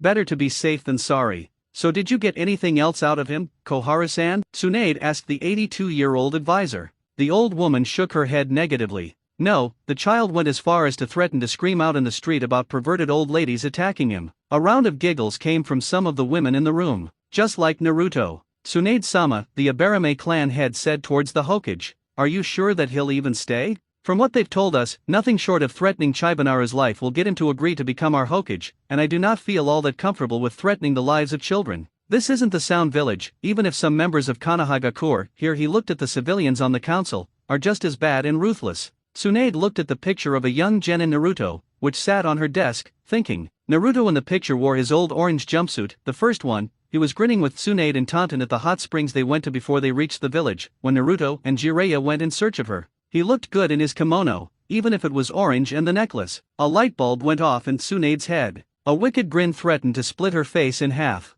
The others in the room recoiled in fright at the smiling Hokage. She remembered how Naruto got her to become Hokage, and she thought that it was time for payback. But Naruto seemed to have endless luck, so more than one would be needed. Council, I've got a plan. Naruto groaned as he woke up to see the white ceiling of the Konoha hospital. Shit, he exclaimed at the leering white ceiling. And here I thought that I'd never see this again. Why the hell did they have to come get me? A small, childlike voice spoke next to them. Because they have giant sticks up their asses. Naruto turned to see Haku with Kyuubi P in his lap and a crate of Pocky next to him. Glad to see you're up, Tio-san, the boy told his father. Haku, Naruto exclaimed. How did you get here? Did they attack the farm? How's Kyuubi? The child looked down with sad eyes. I'm sorry, Tio-san, I really am. Auntie QQ had guests coming, and when they arrived, he tripped and they all fell down into the basement. I went to use the torch you bought me to tell you, but they called me over and then hit me. I've only talked to the old lady with big earlobes, but I've seen most of the village, Tio-san. Naruto enveloped his son in a bone-crushing hug. The young child wept into his father's chest, muttering apologies, and Naruto shushed him and kissed his forehead, caressing his red bangs and blonde locks. It's okay, Chiban, it's okay, you're safe now. It's all right. We'll get through this. Ha, a voice at the door exclaimed. Naruto turned to see who it was, only for his eyes to enlarge in fear and shock. There in the doorway was Kiba Inyazuka, Niji Hayaga, Tenten, Rock Lee, Shino Abarame, Shizun, Sai, and Suzuki Uchiha. It had been Suzuki and Kiba who had laughed. Never had you for the father type, Uzumaki. Kiba snorted loudly. Naruto snarled dangerously at the dog ninja. What do you want with us, bastard muttbrain, he insulted. What did you call me? Kiba demanded. Oh, you want me to repeat myself? I said, what do you want with us, bastard muttbrain, assuming you actually have one. Suzuki stepped in between the two feral ninjas. Calm down, Inyazuka, dobe. Can it, duck butt head, Naruto called Suzuki. You could have heard a pin drop in that room had Chibanara not been snickering. Tio-san, it may be true, but it's still rude, I know, he said to his father, who smiled at him yet scowled at everything else. Kiba was inwardly startled by the scowl Naruto gave them. Suzuki's eyes narrowed, and his Sharingan activated. Naruto Tenten began walking over to him and trying to ease the situation. How are you? She didn't get the chance to finish as Naruto stepped back. Get lost, Panda Odango Atama. Time seemed to stop for the second time. Lee knew what was to come next and used his speed to restrain his wife. Why, you little, let me go, Lee. Let me at him. Let me at him. Tenten struggled. Naruto's eyes scanned the group and gave a malicious smirk as he formed some cruel thoughts in that head of his. What is this, a mini reunion of the Rookie 9 and friends? Here we have Inkstain, Sai, Bughead, Shino, Panda Girl, Tenten, Dog Noodle, Kiba, Bushy Brow with smaller eyebrows, Lee, Hidden Lesbian, Shizun, Dark Prince, Suzuki, and Miss Pearl Eyes, Niji. The assembled group was either stunned speechless by the insults or actively fuming at Naruto's verbal attacks. A wicked grin spread across Chibanara's face as his father insulted every single person in the room except for himself, Naruto Sr., and QBP. Dad, I think they're angry, the boy said, activating his puppy pout jutsu. This jutsu required only one hand sign. Chakra was sent to the face, creating an effect that was a blend of genjutsu and ninjutsu. It deceived emotions and gave the target an overwhelming urge to hug or grope the user. It exploited the human reaction to cuteness, attracting different preferences for what's cute in everyone and making them slaves to the user's will. Aw, isn't he adorable? He must have gotten that from his mother, Tenten cooed, trying to hug Chibanaru. Get away from my son, you creep. Naruto yelled, pointing at her. I am not a creep, ramen brain. Chibanaru looked up at Naruto, confused, and his jutsu deactivated. Hey, Dad, what's she talking about? I thought you hated ramen like I do? For the third time in 10 minutes, the room fell silent. Jaws dropped and eyes widened. Naruto broke a sweat before noticing their relaxed state. His weapons were right next to his bed. He wrapped an arm around Chibanaru, who grabbed onto QBP and a handful of Paki, while Naruto snatched his weapons with his free hand. By the time anyone realized what was happening, Naruto used a flash step, vanishing in a blur. Damn it! The father and son reappeared on the street outside. Naruto knelt, placing his hands on Chibanaru's shoulders.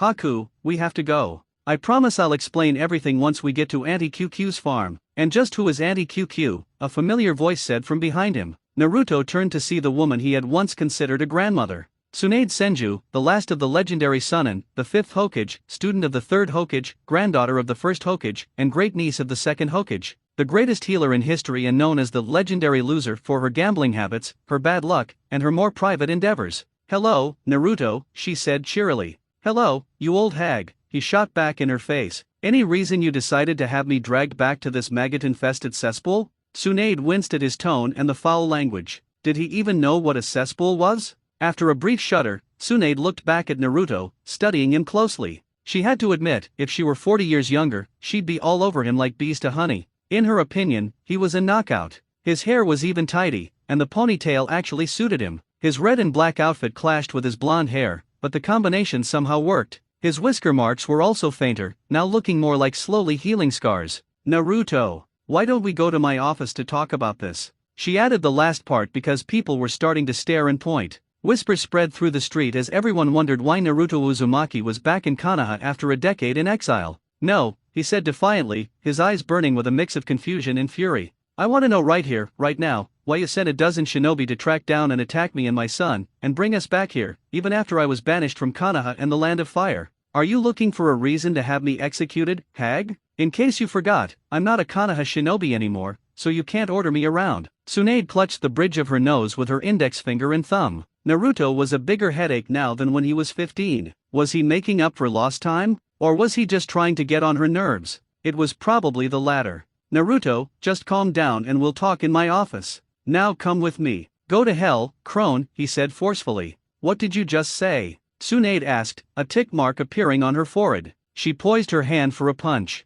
Naruto just smirked. Hold it, Tsunade. Didn't Pinky tell you I can use your little trick now? It won't work. I can hit back with more force than you can, too. Tsunade was suspicious. How the hell can you of all people do my technique? You have the worst chakra control in history. Naruto's smirk widened. A little bonus of no longer being the vessel for the nine-tailed fox. The street went silent. Eyes widened and hearts skipped a beat. The surrounding ninja tensed, and the civilians grew terrified. Tsunade began to shake at Naruto's cocky eyebrow and stare. What do you mean? She asked, a wave of fear washing over her. The blonde man began to inspect his nails, his other arm crossed over his chest. Oh, nothing. Except the seal had an option with a timer on it. After 18 years, Foxy had a choice: either get a new body and a clone jutsu with a vast cut to its powers and rank, making it a jonin, maybe Sunin level, or stay cooped up in my gut for eternity. Naturally, Kurama chose freedom. He's got a nice little farm in the countryside, a few pigs, some cows, a herd of horses, all maintained with the money I win at casinos across the continent.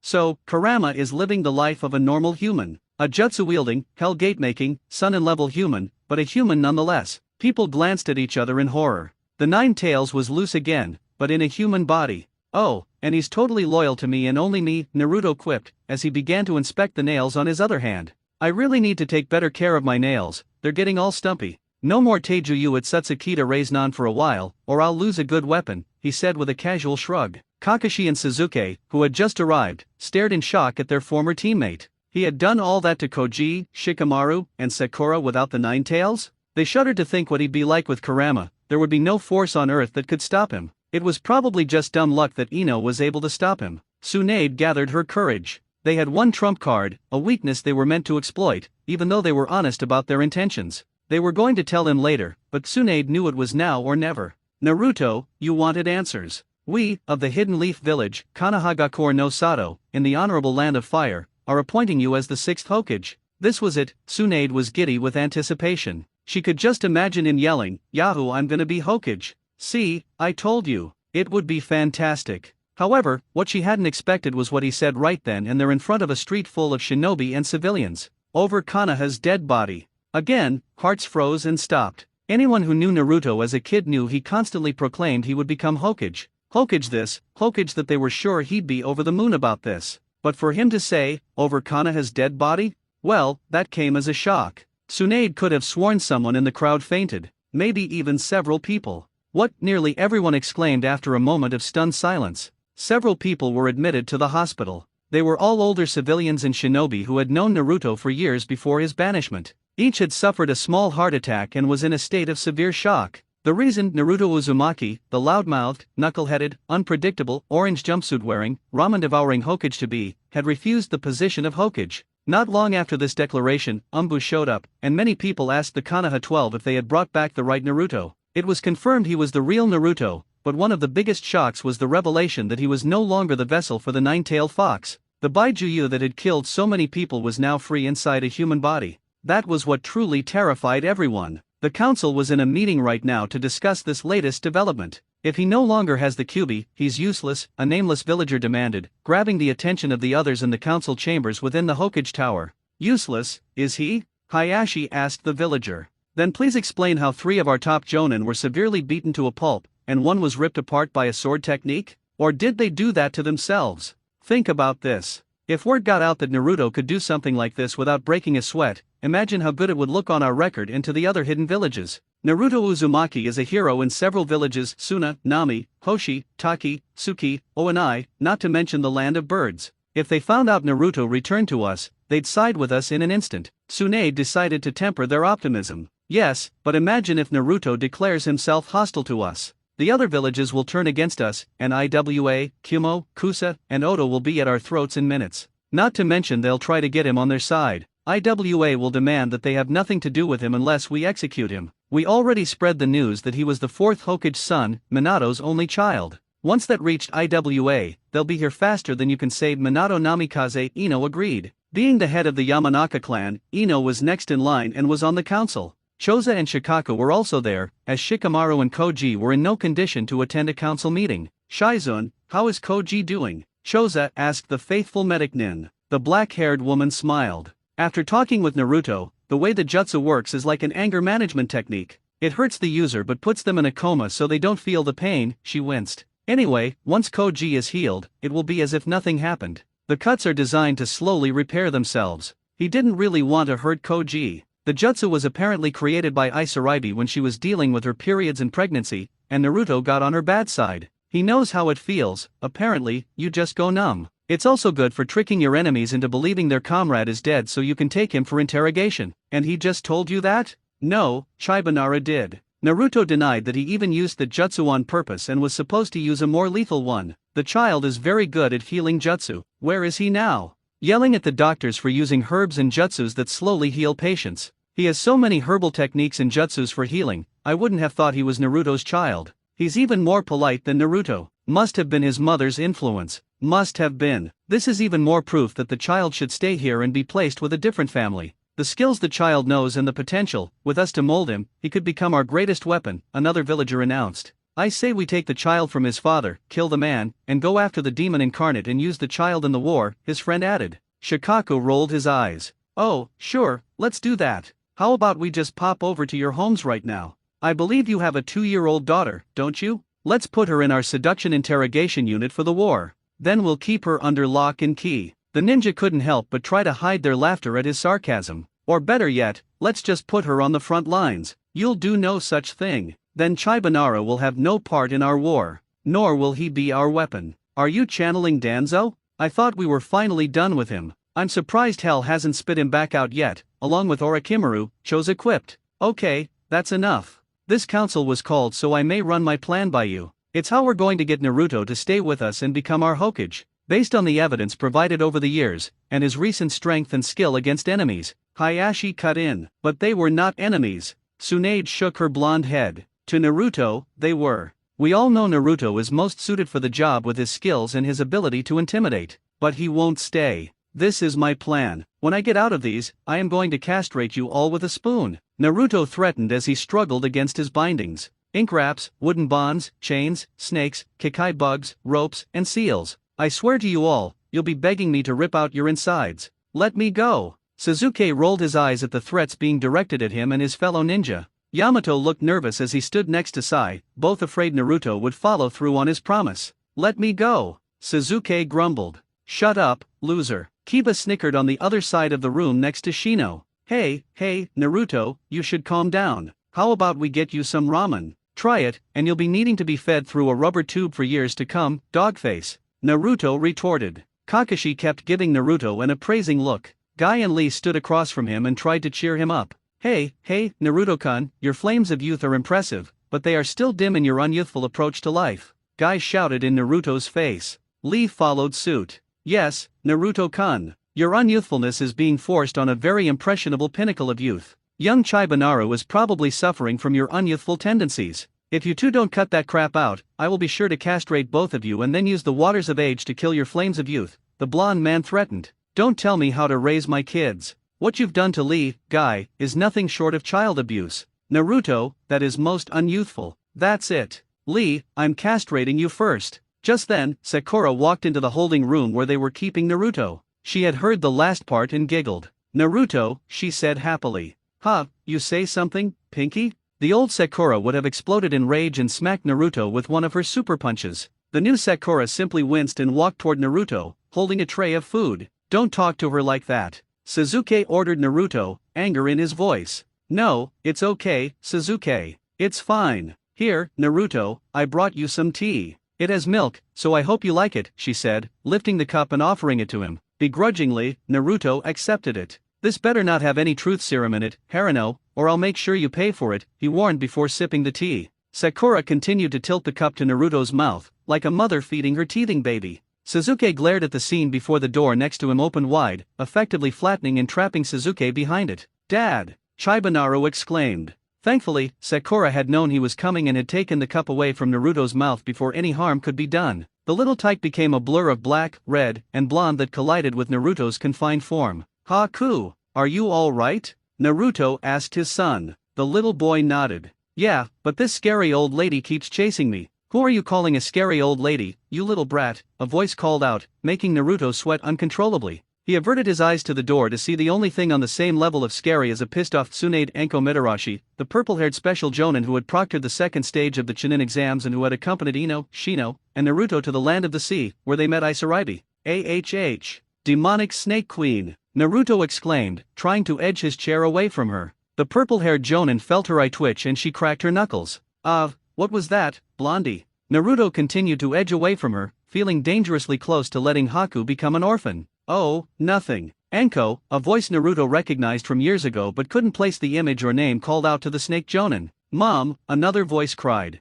Naruto's ears perked up, before he began to snicker. You're a mother? Who's the... Holy crap, Irika-sensei? Sure enough, Irika skidded into the room holding a child under his arm. The child looked like a miniature Irika, but with a pair of unruly brown bangs framing his face. At least, Naruto thought it was a he. His eyes were like Anko's as well, but his skin was tan like Irika's. Add a scar across his nose, cut his bangs, give him contacts, and you'd think Irika had shrunk in the wash. Sasuke and Kiba grumbled under their breath, staring murderously at Naruto. Sure, you use his name, but for us, you just throw insults. Thanks a lot, Naruto, Sasuke growled. Naruto, the little guy under Irika's arm, asked his father. He craned his neck to look at Irika's face. That's Naruto, Dad, the child asked. Irika nodded, and within seconds the child was gone, only to be found having pushed Haku into Sakura's arms and hugging the trapped Naruto. Big brother, he cried, burying his little face as far into Naruto's chest as he could. A few minutes of silence before. Hey, Irika-sensei, who the heck is this little brat?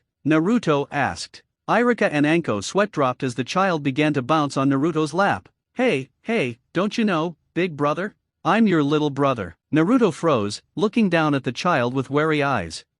You are? The child nodded enthusiastically. Yeah, we even have the same name. Naruto. You're Naruto Uzumaki, and I'm Naruto Umino. Get away from my dad, you bastard. Haku cried from Sakura's arms. Chibanaro, Sakura scolded. Haku, what have I told you about swearing? Naruto asked his son, raising an accusatory eyebrow at the 5-year-old in the pink-haired woman's arms. The child gave a large, foxy grin, eyes shut, before exclaiming, swear like a sailor and kick the crap out of anyone who tells you off. That's my boy. Anko gave Irika a grin before attaching herself to his arm. You know, I like his parenting methods, she whispered before Irika paled. Great, now Anko was going to teach their Naruto that, and the village would never hear the end of it. So what should you do, Haku? Naruto asked, a malicious glint in his eyes. The small child grinned before elbowing Sakura in the side. It was a sharp jab that caused the medic nin to gasp in pain. Ah, she exclaimed, letting go of Chibanaro, who leaped onto his father's lap,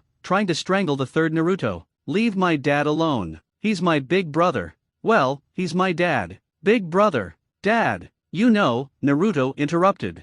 I had a dream like this once, only instead of two little brats with the same name as me, they were two gorgeous, hot women. They were fighting over who was going to feed me Pocky. Aw, sweet, sweet Pocky. Suddenly, Naruto's eyes narrowed. Will someone get me some damn Pocky? I'm starving in this hole. Just then, Tsunade decided to make her appearance. Well, I see we're getting along just fine, she stated as she walked up to Naruto's chair. I don't know if you consider me threatening to castrate most of them with a spoon getting along, Tsunade-sama. He drawled the sama out as if it were something disgusting he needed to spit out. The kunoichi flinched at her adoptive grandson's words. Where was the ray of sunshine now, when they most needed him? Buried under bitterness, hatred, and pain. Tsunade stood in front of the chair with her arm outstretched. Naruto looked into her eyes, just before she flicked him on the forehead, sending him flying backward into the wall. Ack, he screamed as he was launched through the air. Tsunade smirked, advancing on the man whose forehead now bore a mark of red. The youth snarled as the other people in the room grew tense, scared of what she would do to the poor boy. When she reached Naruto, she wrapped her arms around him and squeezed him in a rib-crushing hug.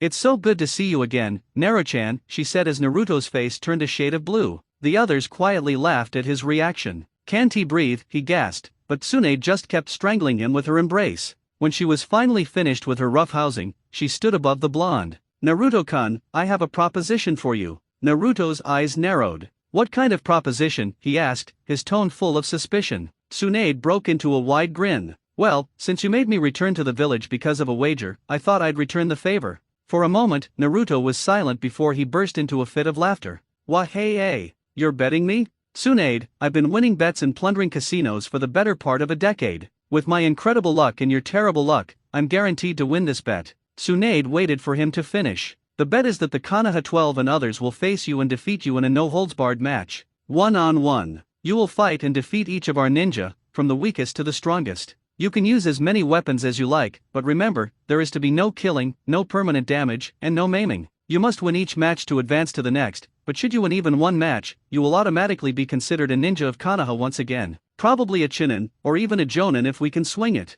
Naruto slowly turned to face Sakura. "Hey, Pinky. Did Hag's brain, as tiny as it is, finally realize it was being wasted and decide to move into her chest? I mean, there's a lot more room there, it's like a retirement community." He was met with a fist to the face from Tsunade, who was now fuming at his ungrateful attitude. "How dare you, you brat!" "Easily. First, I think it, then I think to myself, I dare you. After that, I say it. That's how I dare myself," Naruto replied with a cocky grin. Tsunade grabbed him by the front of his shirt, pulling his face to hers. "Do you have any idea how much time and effort we've spent trying to find you?" Naruto raised an eyebrow and answered, "About a month, and you all overexerted yourselves to find me." It took all of Tsunade's moral strength not to punch the man right then and there. "You ungrateful little brat. We've been searching for you, we even promised to fulfill your lifelong dream, and what do? Throw it back in our faces and treat us like dirt. We love you, Naruto. Why are you treating us like we're subhuman?" she pleaded for an answer. Naruto then did something both bold and daring, as well as repulsive. He spat in Tsunade's face. The others froze in a state of shock and utter indignation. "When I look in your eyes," Naruto said, his voice sounding like the true embodiment of hatred and disgust, "I don't see love. I don't see regret. All I see are a couple of pathetic insects who turned their backs on me. Do you remember when I was first banished, Tsunade? You and all the others," he gestured to the other ninjas. "You all happily turned your backs, literally. That walk of shame I made out of the village, where not a single one of you dared to turn and look me in the eye and tell me how much you'd miss me. You didn't even flinch when you noticed that Umbu hit me across the face. Or did you simply forget that?" Naruto stood up, still strapped to the chair, his face twisted into a scowl. "Of course you did. I wasn't important. I wasn't worth a damn in any of your eyes. None of you." The others flinched back. It was in that moment that they truly realized their Naruto was gone, and it was entirely their fault. Tsunade walked into her office later that evening like a person already dead. She resembled a zombie to those who saw her on the street, looking utterly broken. They could all see it. Something must have happened with that former Jinchuriki. No one noticed the single tear that slipped down her cheek. Once she reached the office, she was greeted by the council and Shizun. The council was made up of high-ranking ninjas, the clan heads, the Hokage's 2 advisors, the Hokage themselves, and a small group of civilians. The Hokage managed the ninjas, the advisors provided her with guidance on the well-being of her ninjas, such as ninja supplies. The high-ranking ninjas were there during times of war to assist the Hokage in identifying enemy weaknesses and strengthening their army. The clan heads represented their clans and oversaw clan business, both civilian and ninja, within the Hokage's jurisdiction, and the civilian council handled the villagers' economic needs, sorted out orphan allowances, organized events, and operated under the Hokage's authority. They were all seated around the office, each with a glass of wine in hand, a courtesy from one of the civilian council members. The clan heads, high-ranking ninjas, advisors, and a few civilians looked disgusted, while some of the civilians appeared rather tipsy. "Hey, Hokage-sama, did you convince him? Will he fight?" "Tsunade-sama," Shizun exclaimed. "Is that saliva on your face? What happened and, are you crying?" the Hokage's assistant asked her mentor. The other council members gathered around the blonde Hokage as she collapsed to her knees. It was then that Tsunade completely broke. Tears streamed down her face, and the genjutsu she always wore faded, revealing to the council that something had gone terribly wrong and their plan was not going to work out. A week after the confrontation between Naruto and Tsunade, the blonde man was in a hospital for a checkup, personally performed by the assistant of the woman he had spat on. Shizun kept giving Naruto nervous glances, afraid of what he might do to her. She had never been scared of Naruto before. She didn't fear what he was physically and mentally capable of when he was younger, but now she was terrified of what he could do. Tsunade had cried herself to sleep every night for the past week, and even then, she only got about an hour of sleep before she would start crying again. Shizun had never seen her mentor so devastated before. It frightened her that Naruto could do that to her simply by spitting on her face and staring her straight in the eye while telling her everything he hated about Konoha. The woman already had enough to deal with at the moment. The war with the stone, cloud, grass, and sound was getting closer, and she had to call in all of the allied villages for a conference to beg them for help. The daimyos Yuki Fujikaze, Mikuru Tsukino and his son, Hikaru, and Toki from the lands of snow and birds respectively were also in attendance. Tsunade had thought that since they were good friends of Naruto's, they could help convince him to return. The Kaze Cage, leader of Tokigakur, the Nami Cage, the Hoshi Cage, the leaders of Demon Country, and various council members from those foreign lands would also be joining. The Daimyo of Fire would also be coming. Tsunade had also tried to bring forth the Mizu Cage, but with no success. Shizun looked over Naruto's charts and glanced up as the young man held his sleeping son on his lap. Shizun also took note of his chest, which caused her to turn as red as a tomato. He wasn't overly muscular, his chest looked like that of a teenager or a young man who played a sport. She tried to hide her blush with her clipboard, but she could tell that Naruto knew she was blushing. Well, Naruto, your vital signs are excellent, your body is in amazing physical shape, you have no illnesses, your eyesight is perfect, the only issue is your sugar levels. They're far too high. You should cut back. According to this, you're much healthier than you were when you lived here 10 years ago, the dark-haired woman told her patient. Naruto snorted and rolled his eyes. That's no surprise. I haven't been eating all the junk you all tried to shove down my throat. He then seemed to swell up with pride. And besides, Isaribi and I did have our own restaurant once, we had to be healthy, especially with Haku on the way. Shizun smiled at him. He looks so much like you. Cute. Naruto narrowed his eyes at his former adoptive older sister's thoughts about him. You're not trying to butter me up, are you? He asked, full of distrust. Shizun swiftly shook her head. No, Naruto-kun. Just stating the obvious. The two of you are cute, especially together. Naruto seemed to exude an extra layer of confidence and cockiness into his aura. Why, thank you, Shizun. By the way, Naruto grinned, did you finally come out as a lesbian? Shizun turned bright red. I am not a lesbian, Shizun exclaimed, fighting the urge to smack Naruto across the head.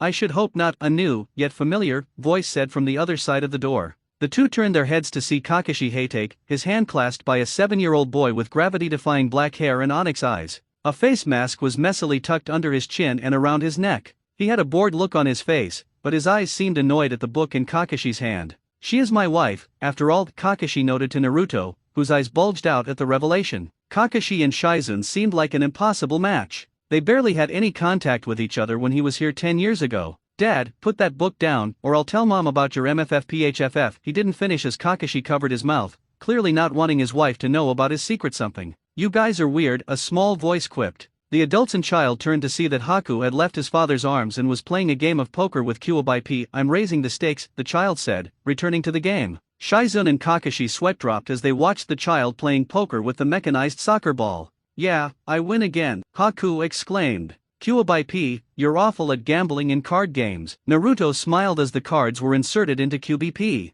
The mouth opened up, and Haku simply fed them to it. It was an infinite storage chest of toys, games, booze, and Pocky in there. Naruto knew that much. He remembered a certain incident where he was trapped in QBP for a week because he had eaten an entire suitcase worth of Pocky. Hey, Obito, Kakashi said to his son. Why don't you take Chibanaro out for a walk? You can go to the park. I hear there's a new ice cream stand there. Handing his son a wad of cash, Kakashi motioned for him and Chibanaro to go out the door. The two complied, leaving the adults alone. Once they were gone, Naruto turned to his old sensei with a harsh glare. You had better not be here to guilt-trip me into coming back, Hatake, or so help me God. Naruto, Kakashi began. Just relax. The blonde raised an eyebrow. I don't want you to come back if you don't want to. I think you're better off out in the wilderness, Kakashi said. But you didn't have to spit in Tsunade's face. It may have made a point, but it was a little extreme, don't you think? Kakashi goaded. Shizun shifted nervously before speaking. I'm going to get some coffee.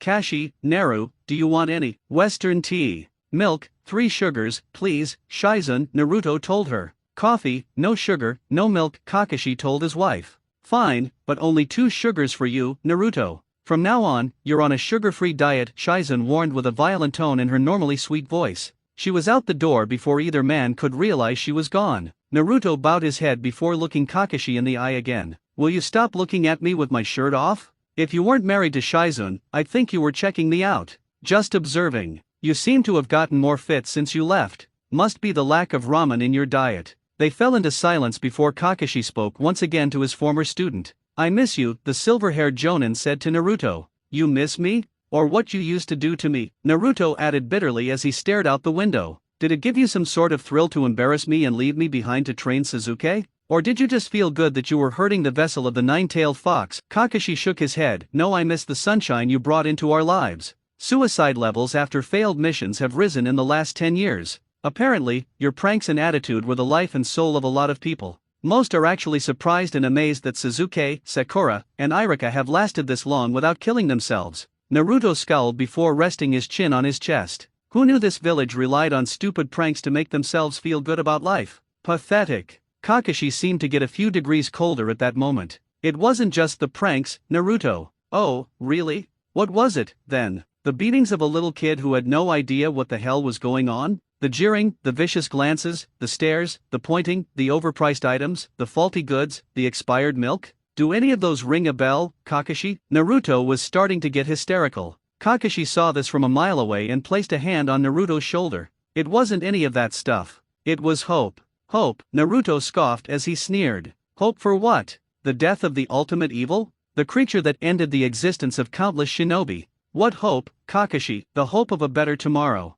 Naruto snickered at his response. That is some messed up crap, Kakashi. Not to mention cheesy. Kakashi gripped Naruto's shoulder tighter. No, Naruto. He lowered his face to be at eye level with Naruto. The hope that you can never give up, no matter what gets in your way. Hope that a deadlass like you can defeat S-class ninja while still a genin. A hope that's always shining and always there, no matter how much someone tries to snuff it out. Kakashi sounded desperate. How long did it take you to write and rehearse that? Naruto asked, bored. It was written by Iruka in 5 minutes, and it took me 3 hours to rehearse it, even with the Sharingan. How did you know someone wrote it and that I rehearsed it? The copycat ninja asked the blonde man. Naruto snickered before flicking Kakashi's nose. You really need some acting lessons. Naruto returned to his seat before clicking his tongue. So, you and Shizune, odd, I know. But after you left, I was kind of in a slump. I spent all day and night at the memorial stone. I felt like I had failed my entire team. You, Sakura, Sasuke.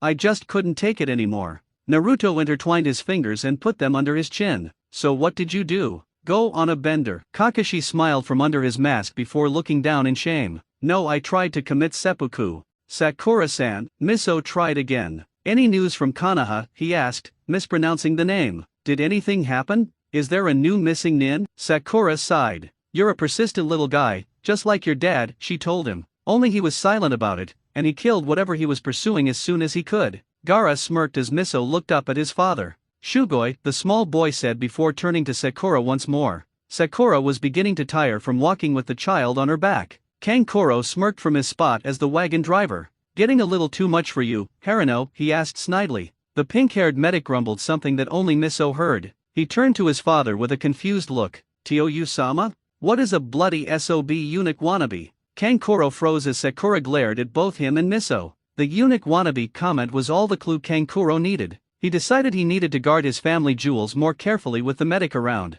Matsuri growled as Gaara remained impassive. Beiki roared with laughter from the side of the wagon. The robed figure was silent as a tomb, knowing of the woman's temperament from legends and rumors spread throughout the elemental nations and wishing not to be on the receiving end of it. Sakura growled. Seriously, I wish you were more like Haku. Naruto got off easy with him, she mumbled under her breath. Sakura-san? Who is Haku? And what do you mean by Naruto? Stop listening in on me or I'll give you first-hand experience in being a eunuch. Never mind that you're only 5 years old, she shrieked at the child, almost needing someone to hold her down to prevent her from castrating one of the people she was meant to be keeping safe. However, Miso had been loud enough for Gaara's excellent hearing to catch it. The others were simply laughing. As they reached the shade of the fire country, Gaara ordered them to rest. When Beiki objected, a single glance from the Kaze cage silenced him. If the Kaze cage wanted to rest, the Kaze cage would rest, with no opposition from any of his subordinates. Kankuro and Beiki settled down for a game of poker, while the cloaked man went to search the area where they rested. Miso and his mother stayed on the wagon as the sandy-haired woman began to read a story to her little angel. Gaara made his way to where Sakura sat. What did you mean by Haku and Naruto? He asked her dangerously. Sakura froze but did not face him. Oh, nobody. You know Iruka's kid Naruto, and his friend Haku. Yeah, that's right. Gaara sat next to her. I can tell you're lying. You meant Naruto Uzumaki, didn't you? Who is Haku? He asked. Sakura continued to just sit there with a medical book in her hands. Kazekage-sama, this is not the time to be speaking of such things. She began to get up and leave, but Gaara-san grabbed her arm. Sakura remained silent but did nothing, not wanting to alert the others. I'll ask this once and only once, he commanded dangerously. Do you know where Naruto Uzumaki is? Sakura looked down shamefully. She was about to tell a foreigner about the secret they had been trying to keep under wraps. Well, Gaara is the cage of an allied village, maybe it'll be okay. As long as he doesn't tell Tsunade-sama. I opened my big mouth. Tsunade-sama wanted him back, and the council did too. We retrieved him, but he insists he hates us. He spat in Tsunade-sama's face. Gaara's eyes widened slightly and his pupils narrowed. Haku is a nickname, a middle name, in fact. We call him Chibanaro, not to confuse him with his father. Naruto is Chibanaru's father. Naruto's a dad. They're both in Konoha currently. It was supposed to be kept secret. The allies were only to know once they were within Konoha's walls. We're trying to get Naruto to rejoin, but for him to leave, he must fight and win all the fights Tsunade-sama has arranged for him. Gaara-san retreated, and he stood up abruptly. Matsuri, Kankuro, Beiki, aka San, Miso. We leave for Konoha now, he ordered, San shunshining onto the wagon once again as the cloaked figure returned and the others looked up in confusion. Hurry up, he ordered. Currently, Naruto was babysitting Haku and his two new friends, sending death glares to any of the Konoha 12 who approached him and silent warnings to women who commented that Haku looked cute for their own safety. It was difficult dealing with a 5-year-old who could send you into a coma should you even attempt to call him cute when he didn't want you to comment. Obito and Nara hadn't left Haku's side since they had all met a couple of days ago, except for dinner. In that time, the young child had taught his two new friends how to use Warik no Jutsu and 2 Kawaii Jutsus. Naruto did nothing to stop him, figuring the village could use a little chaos from the special hentai jutsu. Far from the quartet of Warik users, a pale-eyed kunoichi stood looking down at Naruto from one of the buildings. Next to her stood her cousin, Niji. Both had activated their Byakugan, scanning and keeping an eye on the blonde rogue. Naruto-kun looks good with his hair in a top knot, Hinata commented half-heartedly. Niji repressed the urge to sigh. For 10 years, Hinata had been making waves in the Hyuga clan. First was the abolition of the cage bird seal, replacing it instead with a seal on the hand that could only be used by the head Hyuga and the person who held the seal. All members of the Hyuga were required to wear this, marking them as equals and taking away the threat that the main branch family held over the cadet branch. Secondly was the introduction of ninjutsu, genjutsu, medical training, and weapons training in the Hyuga clan. Hinata had made a case that the lack of these and the sole reliance on the Jyuken was making the clan weak. A quick demonstration where a couple of jonin from the village beat the Hyuga's Jyuken. Needless to say, the Jyuken lost its importance in the Hyuga ranks as it became known only as the clan's common taijutsu. Next came that males could marry out of the family on the grounds that it was only women who had the ability to pass on the Byakugan. It was usable by both genders, but a male could not pass on the Byakugan. It was a woman's duty to pass on the Byakugan. The women of the Hyuga clan were told that their husbands were to marry into their clans so as not to lose the fabled bloodline. Fourthly was the addition of a summoning contract introduced into the clan and given only to those of any rank who showed the head of the clan the strength of their will and the strength of their hearts, as Hinata put it. The summoning contract was one with sharks, a little gift Hinata was able to wrangle out of Kisame before she took his sword in rage and rammed it right up his butt using Kakashi's legendary taijutsu technique, cutting the fish man in half down the middle and giving her the right to the sword, which now hung in the relic shrine in the Hyuga compound. Niji smiled at the irony. Hinata said that all this was done because Naruto was her encouragement, and she wanted him to see her great achievements for the clan when she said he would return. Niji distinctly remembered Naruto saying that he would change the way the Hyuga was run for the better when he became Hokage. It was ironic that he did nothing but encourage someone to grow a backbone and change the clan themselves, so in an odd way, Naruto fulfilled his promise to change their clan. Now Hinata had reverted back to the way she was as a young girl, and the stuttering returned whenever Naruto was around. As Shikamaru would say, troublesome. The two Hyugas had been assigned to keep an eye on Naruto in case he was attacked by any villagers wanting to get back at him for letting out the Kyuubi. From what Naruto had told Haku, and from what Niji lip-read from that conversation, the Kyuubi himself was coming to Konoha to witness the fights. Niji couldn't wait to see what was going to happen when the demon fox arrived. Would it attack? Would it just walk right through? And who was the redhead who looked like the yandere who was currently strangling Naruto? Naruto! Hinata exclaimed as she and Niji leaped from their places on the roof. It took a total of 5 seconds before they saw that the red-headed man was using a wrestling move on Naruto. Naruto lay on his stomach on the floor, the redhead sitting on his back, pulling Naruto's right leg back, threatening to break it. Haku was watching, laughing and pointing at his father. Say you're sorry, the redhead demanded. Q ouch. Hey, stop that ow. Q, come on, forgive me, Naruto begged. Auntie QQ. Leave Tou-san alone, Haku told the person he called Auntie QQ. Neji and Hinata looked at each other with confused looks. Neji shrugged as the redhead finally got off Naruto. What have I told you about calling me that? Don't call me Auntie, but you look so ladylike, Chibanara quipped. Auntie QQ lunged at Chibanara and would have hurt him had Naruto not grabbed him by the legs and began pulling him away from the child. Naruto, Neji called. The three turned to look at Neji and Hinata. What the hell is going on here? We thought you were being attacked. And who is this man? The redhead growled. Can it, kid? Can't you see we're having a family reunion? Beat it. Scram. Shoo, he said, brushing his hand away from himself as if brushing away crumbs. Who the hell are you? Neji demanded. It was then that Kakashi and Irika showed up with Shizune and Anko right behind them. Neji, who is this, and why was he attacking Naruto? Kakashi asked, pulling out a kunao.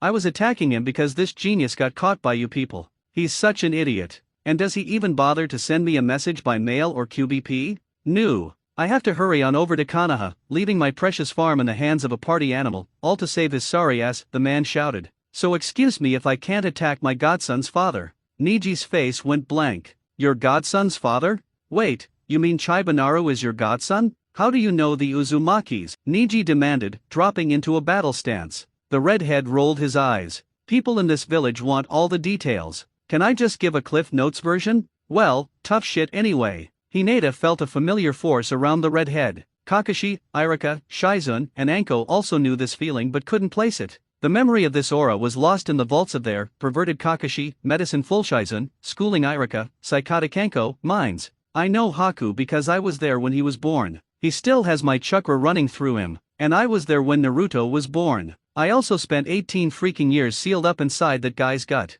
The only good thing about it is that I got a good supply of ramen. Yes, ladies and gentlemen, I am the ex-king of demons, and ex-demon, Kyubi no Kitsune of the great Baijuyu, now who are mostly extinct as pure demons, me especially. Sakura collapsed on the sofa outside Tsunade's office as the Kazekage talked with the Hokage. She expected a tongue lashing from her master when this was over. Sakura winced as the door slammed open. Fortunately for her, it was the door into the reception office. There in the doorway stood Kakashi, Shizune, Irika, Anko, Chibanaro, Naru, Obito, Naruto, and a red-haired man who looked strikingly like the Yondaime Hokage, Minato Namikaze. Sakura, get the Hokage now, Kakashi said firmly and forcefully. The red head was bound up as Sakura looked at him. She couldn't help but blush at his handsome features. Yo, the redhead told her as Anko dragged him along by a rope made of a snake, a python to be exact. Sakura banged on the door to the Hokage's office. Come in, her master called. Kakashi and the others pushed past Sakura, followed by Naruto and the children. Sakura followed only to meet with the Kazekage, his wife, son, brother, sister, brother-in-law, ex-sensei, guard, Hayashi Hayaga, Homura, Koharu, Suminyazuka, Shibuya Barame, Ino and Sai, Chauza Akimichi, and Konohamaru Sarutobi.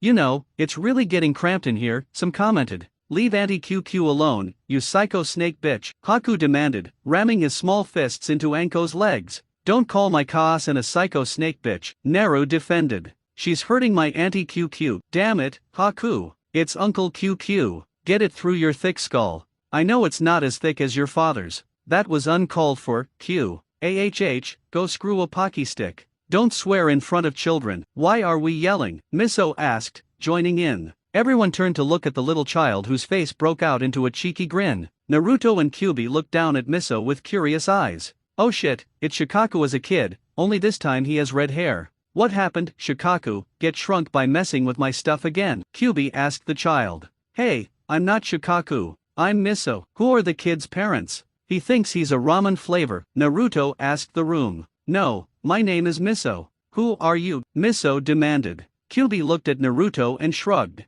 Haku has some resemblance to me when I was a kid, so it's probably the same with the kid of the Shikaku's Jinchuriki. Probably, Naruto agreed. Tsunade looked at Naruto. Well, she didn't look at Naruto, she kept her head down and her eyes under her forehead. She had not forgotten the look he had given her when he had spat in her face, the look of pure rage and anger. She doubted he would forgive her. But now was not the time. Kakashi, why have you come into my office with this man? She asked. This is no man, Hokage-sama, Kakashi told her. Of course I am. If he isn't a man, then is he a woman? No, a demon. What? This man is the Kyuubi no Kitsune. These people are very antisocial, Kyuubi stated as he sat back to back with Naruto on a prison chair, both bound by chains and various other means of escape prevention. No wonder Orochimaru wanted to get rid of these people. They were rivals in the art of anti-socialism. Beneath their feet was a drawn chakra suppressor, and the two men were growing tired with every ounce of chakra they tried to use. You're telling me? I don't even know why I'm tied up. And what's happening to Chiba-Naru? Naruto asked Sasuke, who stood guard over the duo. Sasuke sneered at Naruto and walked over to him. You really are a dope, the dark-haired Uchiha gloated.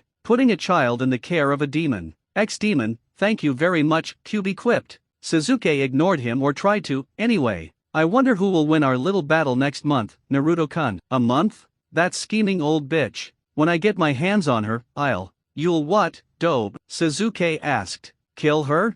Beat the hell out of her. Sasuke took pleasure in goading Naruto to lose his cool. When we have our battle, it'll be interesting to see who will be victorious. Naruto raised a blonde eyebrow at the bastard who stood before him. What do you mean, shitface? The blonde asked. Naruto had to hand it to him. The Uchiha knew how to keep his cool. Sasuke smirked and stepped away from Naruto. Well, your furry little friend. Who are you calling furry little, duck-butt head? Kyuubi demanded, struggling against his chains. As I was saying, you no longer have his power to rely on anymore, Naruto. It's all just you. I want to know how strong you are now. You gonna rely on your hickey from the pedophile? Naruto asked, shooting a smirk at Sasuke. The dark-haired Uchiha grinned before dropping to eye level. I no longer have the curse seal anymore, dope. Just like you no longer have the power of the king of Baijuyu. It's interesting about them, actually. Ichibai through to Shishibai were either returned to some of their containers, reviving them, or they were destroyed if there were no Jinchuriki body waiting for them. Hakubi remains a Jinchuriki, but Kyuubi, the king of all Baijuyu, is now a humble farmer, trapped in a clone. I must admit that blood clone jutsu you created is really surprising. How do you know what it's called? Naruto demanded, struggling against his bonds. Sasuke smirked. No. Remember she was in your head. She learned about a couple of your jutsu. Futon, World Shaking, Futon Boom Bubble, Spiral Twister, Winds of Protection, Healing Winds, Diamond Storm, Kahenkyu, Fox Leaf Arrowhead, Fox Tail Inferno, Dragon Wheel, Spirit Strike, Amethyst Wind, Rice Cord Mandala, Talisman Shield, Fox Seal, Kozenjiki, Tuaken, Banhitsusen, and the one you used against Chuji, Sasuke said, ticking his fingers as he listed each one. Interesting, Ino was very descriptive of these, but I can't copy them by just listening, and I still don't know the fabled Raiznon. So I'll be having loads of fun at our battle, just don't forget any jutsu. Why did you waste time just listing my jutsus, team? Naruto scowled. Isn't it bad enough I'm in this hellhole you call a home, but you have to be all high and mighty by coming into my personal space and pissing me off? Sasuke turned and threw a smirk at the two. Have fun, the Kaze Cage and Hokage should be along any minute for you, he said. The door closed, and Kyuubi screamed. I hate him, I hate him, I hate him, I hate him, I hate him, the redhead cried. He knew all about your jutsus. Kill that Ino girl when you fight her. Make her pay, that damn bitch. Doesn't she know better than to tell the Uchiha? Kid, when you fight him, take out those eyes of his. I forever regret giving my second vessel the Sharingan. It was true. Centuries ago, the Kyuubi had been trapped in a couple of vessels, giving each one a bloodline limit. Among them were the Sharingan, the Byakugan, and the Dead Bone Pulse. Naruto had been his ninth Jinchuriki, having killed all of his other vessels long after they had procreated. He hated them all. The descendants of most of them too. Except for probably the Hyagas and Chiba-Naru. Naruto let out a low growl. If Haku gets hurt in any way, I'm going to commit mass murder on a grand scale, Naruto declared. Konoha will be nothing but a footnote in a dusty history book. Kyuubi nodded, then a sudden realization dawned on him. Naruto, why haven't you used the flash step to get out of here? The redhead asked.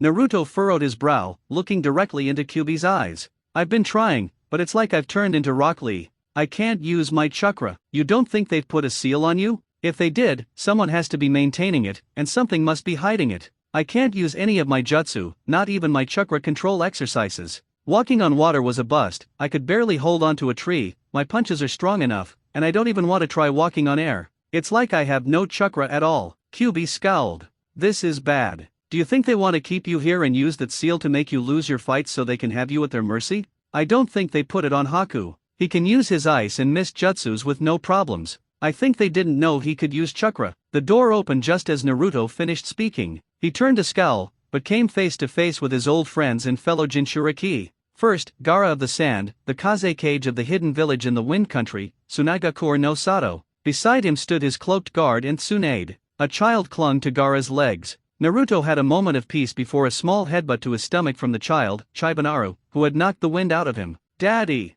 Auntie QQ, the child cried. What did I tell you about calling me that? Haku simply buried his face into his father's stomach. Naruto could already feel his shirt getting damp from the child's tears. Haku, shhh, Naruto soothed, resting his chin on top of Haku's head as if he were hugging the boy. Kyubi rolled his eyes at the scene. Someone get me a barf bag, please, he said to the other 4 people in the room. Hey, old hag, you got a barf bag I can use? All this sappy nonsense is going to kill me. Tsunade's face grew dark, and she sneered at the red-haired man. You wish. I have half a mind to tie you up in the middle of the square and let the villagers have their way with you, she said maliciously. Kyubi narrowed his eyes at her as she walked up to face the prisoner. Demon, she called him. Kyubi snorted. Tsubabe, I haven't been a demon in almost a decade. I'm all man now. As powerful as 3 Kage, but all man. Maybe you'd like to see how much of a man I am, he said to her. Tsunade recoiled. Are you flirting with me? She asked. Naruto and Haku snickered from where they were. And what if I am? Kyubi asked slyly, as only a fox can. Tsunade responded by punching him in the face, sending him flying into the wall behind them. Then I'd have to do something like that, she said, cracking her knuckles menacingly. Naruto's attention returned to Haku, who was pulling on the hem of the red jacket Naruto always wore. Daddy, everyone's being mean to me, the little child said as tears welled up in his eyes. Obito team and Naruteam say Auntie QQ is a demon, and Naruteam is bullying me because I called his mommy a bitch when she hurt Auntie QQ. Now people are talking and saying mean things about Auntie QQ. Let them talk. I have nothing to hide. They can all go play with their toys for all I care, Kyubi exclaimed as Tsunade dragged his chair back into the center of the interrogation room. Haku, however, continued to tear up. But it's upsetting, he sniffled. Tsunade, let me out of here. I'm going to commit mass murder on a grand scale. Not on my watch, you aren't, demon, Tsunade growled. Haku clung to his father. Daddy, Grandma is hurting Auntie QQ. Tsunade froze before pouncing on Haku. Ooh, you called me Grandma. Come on, Haku-chan, Granny's going to teach you how to drink sake. She picked up Haku before turning away. Don't you dare. I'm supposed to teach him how to drink when he's old enough, Kyubi demanded, struggling. Tsunade ignored him. Her face displayed a look of euphoria, as if she had been drugged with pure tranquility. Her eyes sparkled, and she had a skip in her step. At that moment, she forgot what Naruto had done to her to spend time with her now-appointed surrogate grandson. Is she even listening to me? Kyubi asked. Naruto shook his head. Let him go, Hokage. He's my son, leave him be, Naruto tried to order the old woman. Shit, she has that look. Naruto was referring to the look women got when Haku said something cute to them or about them in their presence. She'll be out of it for a couple of hours. Suddenly, Naruto noticed another person in the room. Jigara? Naruto asked his old friend. The redhead flashed a small smile before the child in front of him, the one who had been at the meeting, pounced on Naruto. Hey, you're Naruto uncle?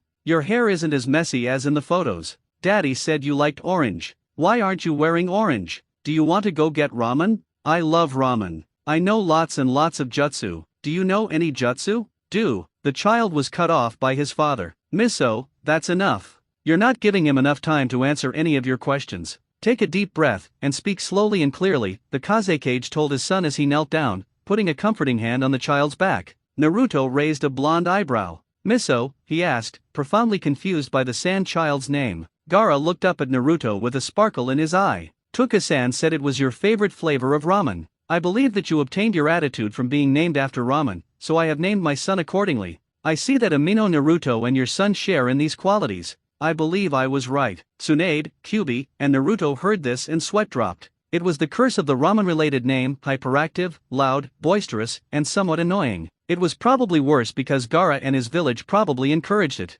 Hey, Naruto uncle, can me and Haku cousin go play? Had, daddy, Hokage, Haku-chan, please?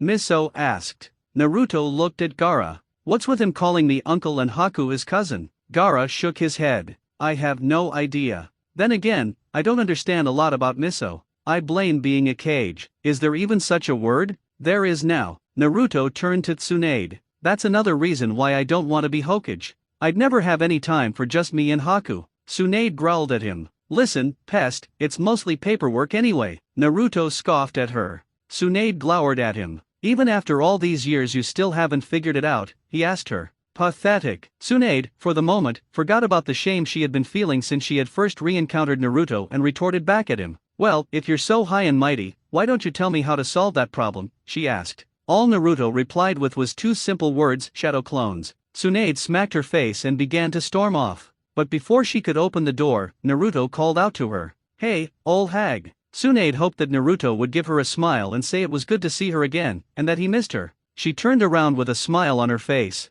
Yes, she asked expectantly. Care to put down Haku-chan? I don't think he can take the mental trauma of people being punched to bits. Tsunade noticed the little boy still in her arms, who incidentally was nearly falling asleep. She blushed a little before patting Haku on the back and placing him on the floor where Miso grabbed onto him. Come on, Haku-chan. We have to go. I know this place near Auntie Tima's, it sells all these wicked manga. There's one about an orange-haired guy who's a Shinigami, and another about a magical girl with super cards. The blonde-haired child was dragged out by the red-haired one at a breakneck pace. Naruto turned to Gaara and gave him a smile. That reminds me of you and me. Only the blonde was happy, and the redhead was unsure. Gaara nodded before creating a chair out of his sand and sitting on it. Now it is in reverse, the Kazekage noted to his old friend. So, how's Shikaku these days? Still yelling? Kyuubi asked about his fellow ex-demon lord. Gaara turned to the fellow redhead before speaking once again. He is silent for the most part. I still despise the fact that he is within me again, but I am sure it was needed to stop the Akatsuki and anyone else from sharing my fate. He returned his gaze toward Naruto. So you are to participate in this tournament within 1 month's time?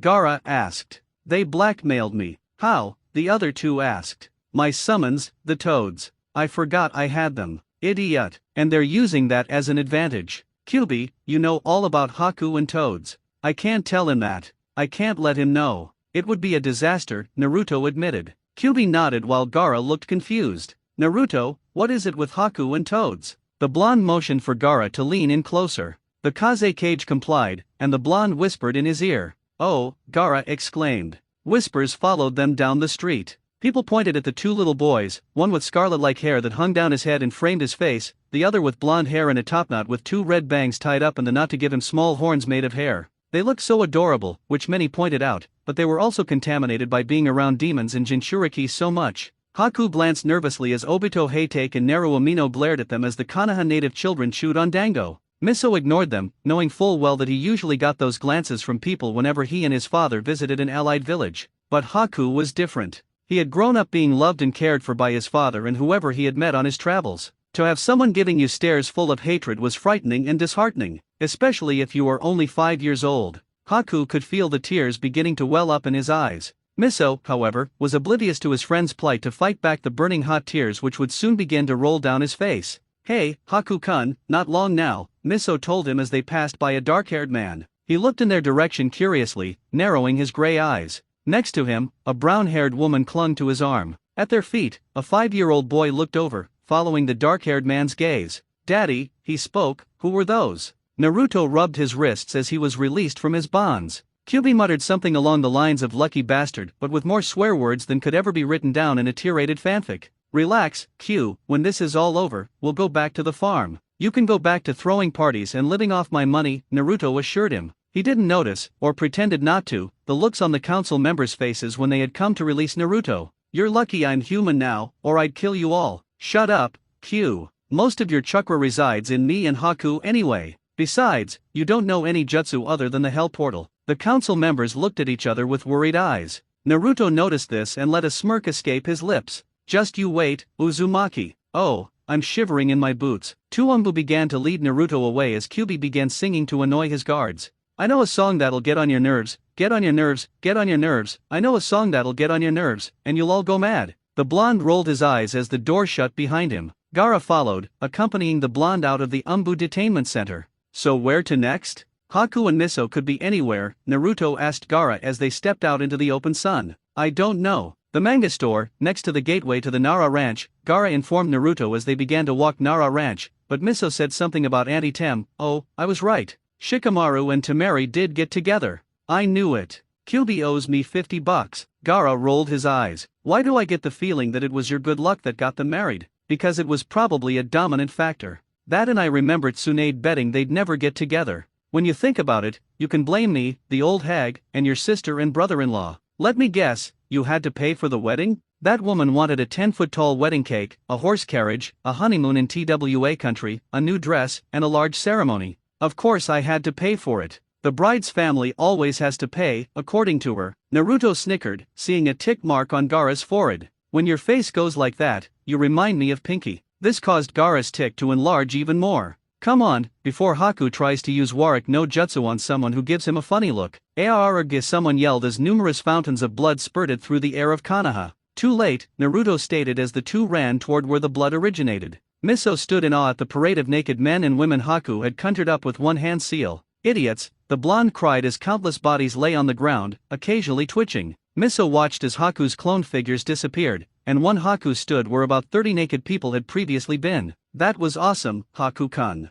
Do it again. But I'm tired, Haku whined to his self-appointed cousin. Come on, Haku-cousin. Party pooper, Miso declared as the two continued to walk down the street. Haku didn't feel like whining. 5 minutes later, the two of them found themselves standing outside a purple-roofed building with a cardboard cutout of an orange-haired guy in a black kimono holding a really big sword. Haku looked at it and smiled. They have the new Bleach Tank Eben, he exclaimed to Miso. You get to read them? Haku nodded in reply. Miso pouted, aggravated. That's bull. Daddy won't let me anywhere near it, and no one will sell it to me cause I'm not over 12. Haku saw the look on his friend's face before he grew a nasty smirk across his delicate features. Henge. Now, instead of Haku, stood a 12-year-old version of Naruto, with wild hair and the two bangs framing his face. The 3 dots were still on his cheeks, but he now wore a pair of blue jeans that civilians like to wear, with sneakers, a black cotton shirt with the sleeves rolled up to the elbows, and over that was a buttoned-up silk shirt in orange. You guys were waiting for an Uzumaki in orange, I was, with those sleeves rolled up to his biceps.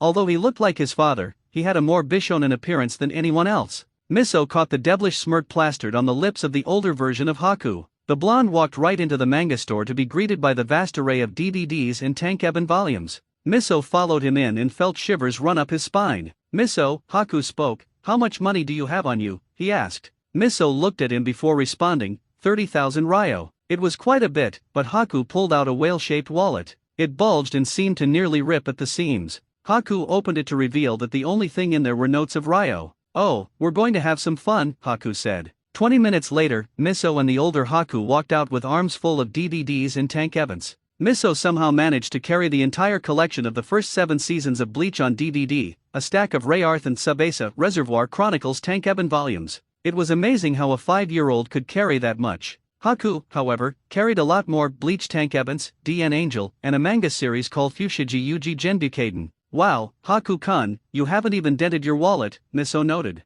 It's only my allowance for the last 3 weeks, Haku replied. Miso's eyes grew wide. What? Haku smiled down on Miso. My daddy gambles for a living. I get an allowance of 40,000 ryo every week. We Uzumakis have the luck of leprechauns in honest casinos, and we both know that an honest casino is rare. Haku remained in his adult form as they walked through the streets, causing some people to stop, stare, and act like human Venus flytraps. Haku looked gorgeous in his teen form. Suddenly, Haku felt the urge to transform himself into his gruesome old man self, the one that repels people from ogling him. However, soon Naruto and Gaara showed up. Naruto raised an eyebrow as Haku disappeared in a plume of smoke to reveal Chibanaru. Gaara noticed the purchases that were stacked in Miso's arms. Miso, did you spend all of your money at that otaku shop? Gaara asked dangerously. Miso desperately shook his head. No, daddy. Haku-kun paid for it all. He said they're make-up birthday presents. We need to get him some stuff as well. Gaara looked over to Naruto, who held up his arms from the elbow down and shrugged. Haku just smiled sheepishly. Well, I had to, Gaara-sama. Miso is being so nice to me, and friends buy friends gifts to show friendship. Noriko told me that. Noriko is a shopaholic, a kleptomaniac, and a materialistic prima donna, Haku-chan, Naruto replied. Of course he said that. Still, it is nice of you to do that. Naruto rubbed his son's hair, which was now once again contained by the hairband that had constantly been on his head. Why don't you ever let your hair down, Chibanaru? Naruto asked. You looked good with it all messy, but I want to be like daddy. Chibanaru whined. Naruto gave his son a sweet smile before picking up his son, letting the collection fall to the ground. Say, Chibanaru, where is QBP? As if on cue, the floating fox head-like soccer ball appeared with a sound reminiscent of a firework. QBP, can you take care of this stuff, please? Naruto asked the floating object. The ball opened where the mouth was painted on and sucked the Tank Eben and DVDs into its mouth. Our stuff. Miso cried. Chibanaro chuckled. Naruto knelt down and patted Miso on the head. Don't worry, Miso-chan. QBPS special. You could put all of Konoha and Suna in its mouth, everything within the walls, heck even the walls themselves, and they'd barely make a dent in it. It's a pocket dimension. It grows every time Haku's birthday rolls around. Don't worry, it's nice in there. One time, I spent a month in there with Haku as a holiday. That was true. Naruto and Haku had accidentally sucked in an uncharted island and had stayed in QBP for a month. The island was still in the ball. QBP can change into anything Haku wants. It only works for him. QBP recognizes his chakra and it reads his mind to find out what he wants. It's really cool. Gaara looked at Naruto strangely. Let me guess, you're Baijuyu? Yep. Do you think Shukaku would have done the same for Miso? Don't see why not. The demon containers love the kids of their Jinchuriki. Yujito-chan told me that Nibi spoils Usagi-chan constantly. How are Yujito and Usagi, anyway?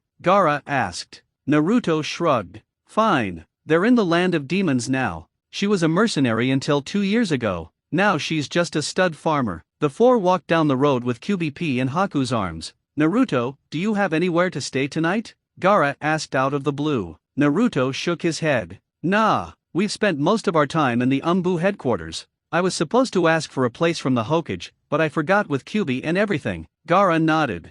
Gaara looked at his friend. I was wondering if you would like to spend the night in our hotel's cage suite. Kankuro is staying with Temari, and our bodyguard is escorting Matsuri home tonight. She's needed to organize our genin exam in 3 days. We have the extra room, you can have one of the other rooms, and Miso can share with Haku. He has never had a slumber party before, and I think it would be beneficial for them to have some playtime, as long as I can be sure they'll be safe. You are talking about a child who can manipulate sand to kill and shield instantly and another, your own son, who could possibly massacre Konoha with that perverted jutsu of yours or persuade any foes to turn themselves in with his cutie pie jutsu. Oh, you heard about that. I advise you not to allow any young women who are partial to cute children near your son, or, when he is older, not to let him near any hormonal teenager, male or female. All the while, Haku and Miso were oblivious to the adults' chatter as they read through a chapter of Genbukaden. Wow. He has to control the word by turning into a girl, Haku said. Amazing. Can you do that as Warwick-chan? Miso asked. Haku replied negatively. Kyubi stood in front of Tsunade with a sly smirk. He had been released by the Hokage to answer questions. So far, the blonde woman found herself blushing, getting nosebleeds, sweating, stuttering, and all the while getting generally aroused by the ex-demon lord, who had explained, in the sexiest honest way, that he was remorseful for his actions and wished to be forgiven for his crimes against the people of Konoha. Now he just stood there as Tsunade explained the situation to the council. Kyubi had come clean about his power. He and Naruto had lied about their power of 3 cages and admitted that it was on the level of a Sunin. A couple of council members breathed a sigh of relief at this, but some were still cautious. But Kyubi reminded them that he only knew the Hell Portal Jutsu, reserved for demons or ex-demons only. The council members soon left, leaving Tsunade alone with Kyubi. As the door closed, he leaned down face to face with her. Well, Su-chan, you want to go get something to eat? He asked sexily. You know the voice that makes your legs go weak and your teeth to chatter. That voice. The voice that made Tsunade consider the offer before she punched. No, I have work to do. Paperwork? Use the shadow clones. If Shizen can create a small regiment, then I'm pretty sure you can do almost as many as her, if not more. I have a meeting. With who? No one else is coming into Konoha today, and a clan meeting hasn't been arranged. How do you know that? You people really need to beef up your security around record rooms. Before I went to see Naruto, I got details on every mission you ever went on. By the way, I loved the picture of you dressed as Sailor Moon. Why ever did you cut your hair? We had to infiltrate a cosplay convention where our target was. Still, Jiraiya didn't need to add a picture of you in the report, though I must congratulate him on getting a shot of your strawberry printed underwear. What? And Orochimaru as Sailor Neptune and him as Sailor Uranus. Awkward. I knew Orochimaru had a thing for dressing like a girl, but Jiraiya? Those shots were fantastic. Kyubi, however, found himself up against the wall, held by the fist of a pissed-off Hokage. Hey now, don't do something you're gonna regret. How am I gonna regret castrating you? She asked venomously. Because then you might not have kids. Care to run that through me again? Kyubi gave her a sly smirk. Will you marry me, pervert? Kyubi found himself flung through the door of the Hokage office.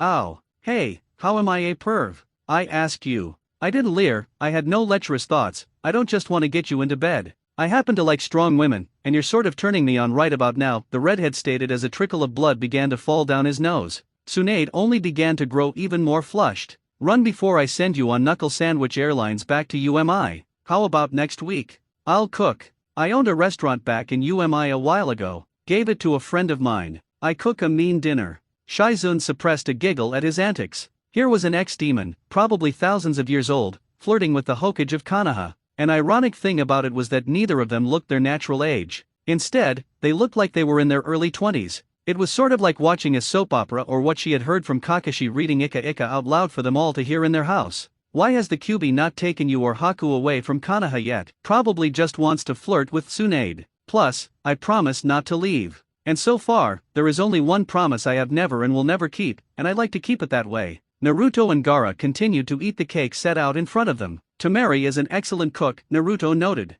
Gaara shook his head. No. It is my nephew, Fujin, and his sister, Fuko, who have the culinary arts in our family. Temari just likes to take credit for it. Naruto took another bite of cake. Yeah, know what's ironic? Gaara shook his head. No, what? That your title, Kazekage, is just like your sister's marriage. She's a wind user married to a shadow user. They could have named their kids either that, or if they had one, just name it Kazekage and say it was the combination of their styles. Gaara's sweat dropped. You have grown random in your years of exile, Naruto. The blonde grinned cheekily. Well, it's true. Anyway, another ironic thing is, Gaara moaned as Naruto continued speaking. Shikamaru got what he wanted. A wife, granted she's not plain like he wanted, but he's got 2 kids, twins, 1 boy, 1 girl. Now all he has to do is grow old and die in bed before he finally accomplishes his dream. Gaara simply rolled his eyes. He and Naruto were dressed in nightwear now, and Naruto had let his hair fall down into its messy form. Naruto had almost had a heart attack seeing Gaara in red night pants and a black t-shirt with cookie printed on the front. It had been hilarious at first, but he soon got used to it. So, you gonna stick around? When I win, I'll come over to Suna, and we'll have a party. February is Haku's birthday. Miso's also. February 13th, Naruto said to Gaara. The red-headed Kazekage slapped his forehead. Are all Jinchuriki cursed with certain things? Both our sons share a birthday. You're kidding me, Naruto said. Wow, we're both ostracized, we both had food fetishes, our children resemble us, our wives and our demons there are opposites in certain areas and they share a birthday. I think it's the same for you Sajai-chan and Yujito. Gaara shook his head. To-you-san, a voice rang from the bedroom. Naruto turned to see Haku standing there in an orange frog suit pair of PJs. I can't sleep. I keep seeing Auntie QQ with Baa-san. Naruto looked up to the sky for a second before giving off a shudder. Hold on for a minute, Haku-chan. K. When Haku had returned to the room, Naruto turned to Gaara menacingly. Leave my half of the cake alone, he said before standing up and entering the bedroom. Gaara grinned and tried to grab a slice of Naruto's half. Don't even think about it, Naruto called from the other room. Gaara flinched and retreated his finger. Gaara resigned to munching on his slice of cake before a song rang through his ears. At first, it was a beautiful tune before it slipped into lyrics. When it spoke, Gaara recognized it as Naruto's voice. He stood up and walked quietly over to the door where he gazed in through the ajar door. Gomen ne suneo janakute. Yum no naka nara iru. Shikao karo wa shudo sunzen. I am a shugu a taiyo. Nakitaku naroyu ne muanredo. Dinwei mo dekane I midona ito. Dat junjo dushiu. Aatu wa manjakyu. Tsuki no hakari ni mishibaikare. Nando mo meguria. Season no matataki kaz. Urina koi no yuk. Onaji kuni ni umareta no. Myra kuru romansu. Moichido futuri de uikendo. Kami-sama kanaet happy endo. Genze keiko marai mo. Anata ni kubatake. Dita toki no natsukashii. Manazashi wajirina. Akusenman no hoshi kara. Anata wo mitsu kararu. Gizan mo shansu ni karu. Akakata ga suki yo. Fushiji na kiseki kurosu shite. Nando mo megurio. Season no matataki kaz. Urina koi no yuk. Onaji kuni ni umareta no. Myra kuru romansu. Shinjite iru no. Myra kuru romansu. Gaara listened quietly to the song and closed his eyes to the beat. Then Naruto began to sing again, only this time in a different language. It was beautiful nonetheless. He could feel a warm feeling grasping his heart. Images of stars and the moon ran through his mind, not only that but images of Naruto and the woman he had seen in a picture of Naruto, whom the blonde had pointed out had been his wife. I'm sorry I'm not honest. I can say it while I'm dreaming. My thoughts are on the verge of overloading. I want to see you right now. Moonlight makes me want to cry. At midnight I can't call you, but I'm so devoted, what should I do? My heart is a kaleidoscope, ushered by the light of the moon. We meet again over and over. The sparkling lights of the constellations predict the whereabouts of love. Born on this same planet, a miracle romance. Once again, on a weekend, we're together. A happy ending granted by the gods. The present, past, and future. I'm completely devoted to you. That time when we met, that dear look I'll never forget. Among millions of stars can you. Coincidences becoming chances. I like this way of life. A strange miracle crosses over. We meet again over and over. The sparkling lights of the constellations predict the whereabouts of love. Born on this same planet, a miracle romance. Do you believe in it? A miracle romance. As the song finished, Gaara felt the sadness and sorrow in Naruto's voice. It was obvious who Naruto was singing about, his wife, Isaraibi, Haku's mother. It was probably a way for the small child to get to sleep. The red-headed Kazekage even heard the smaller blonde hum the tune for the song in his sleep. He immediately sensed movement and backed away from the door. As he sat down once again, the door opened to reveal Naruto with watery eyes. They're both asleep now, he noted to Gaara. Gaara listened intently to his friend's breathing as it hitched in his throat. So what do you think of the song, Gaara? Naruto asked the redhead. So Naruto knew he had overheard it. Probably because he noticed the door was opened and Gaara had probably heard it through there. Gaara looked down silently. It was beautiful, he replied. Isaraibi and I wrote it. She wanted to have a go at writing a song, but she had a terrible singing voice, but it always made me happy. And, damn, she was a good songwriter. I sang that to Haku every night after she died for a year, but we always sing it for special occasions. Sort of her legacy, yeah no. Haku told me he was gonna pass it down. Family heirloom and all that jazz. Gaara nodded empathetically. It is sweet. You and him. That song. You could win competitions with that voice of yours. Naruto nodded. Gaara suddenly felt the urge to ask an important question. Naruto? May I ask? How and why did Isaraibi-san die? Gaara asked as Naruto gazed at his cake in front of him. Naruto shook his head as he allowed a single tear to fall down his face. Ramen, he stated simply. Gaara's face screwed up into one of confusion. Ramen. Naruto looked Gaara dead straight in the eye and said, yeah, turns out the fish experiments by Orochimaru have some sort of allergic reactions to ramen. Sometimes prolonged, in the case of Ise-chan, sometimes instantly. If it's prolonged, then you wouldn't know so you wouldn't stop eating ramen. We had it 2 times a week. After a couple of years, it started to show on Isaraibi. It was too late by then. Haku has a watered-down version. He just gets sick. But Ise-chan didn't have a chance. Since then, I have vowed never to eat ramen again for Haku's sake and for Isaraibi's memory. That is incredibly sappy, Naruto-sama. Naruto looked at him confounded. Naruto-sama? Where did that come from? Gaara looked Naruto in the face and said in an honest tone, you are my teacher. You saved me 3 times. Once from myself and my demon, another time from the clutches of the Takamai village, and lastly from the Akatsuki. I know others have helped. He said the last bit quickly as Naruto began to protest, but it is you who has saved me most times. I will never forget our friendship, Naruto-sama. The sound of summer drifted into the hidden village of Konoha. Children played in the playgrounds and parks, jounin reported in to get missions and to pick up their teams. Some Chunins went to teach at the academy, others journeyed on to missions. Gaara Subaku walked side by side his old friend Naruto with their respective sons in front of them reading a manga that the floating fox head of a soccer ball, QBP, had extracted from his mouth. So that's what Orium can do? Control time through those flowers, Miso asked. Haku nodded. Hi, Orium-chan is cute, she has cool powers like Auntie QQ, and she's like Tio-yu-san. She's always happy unless someone she loves is hurt. And Tio-yu-san once said he liked her chest for some reason. Naruto and Gaara froze upon hearing this. It wasn't something you should spread about, especially with several dangerous kunoichis in the vicinity. Haku, don't say that again in public, okay? Naruto told his son, slightly shivering under the fear-inducing glares he was receiving from women on the street who had overheard what Naruto thought about the character.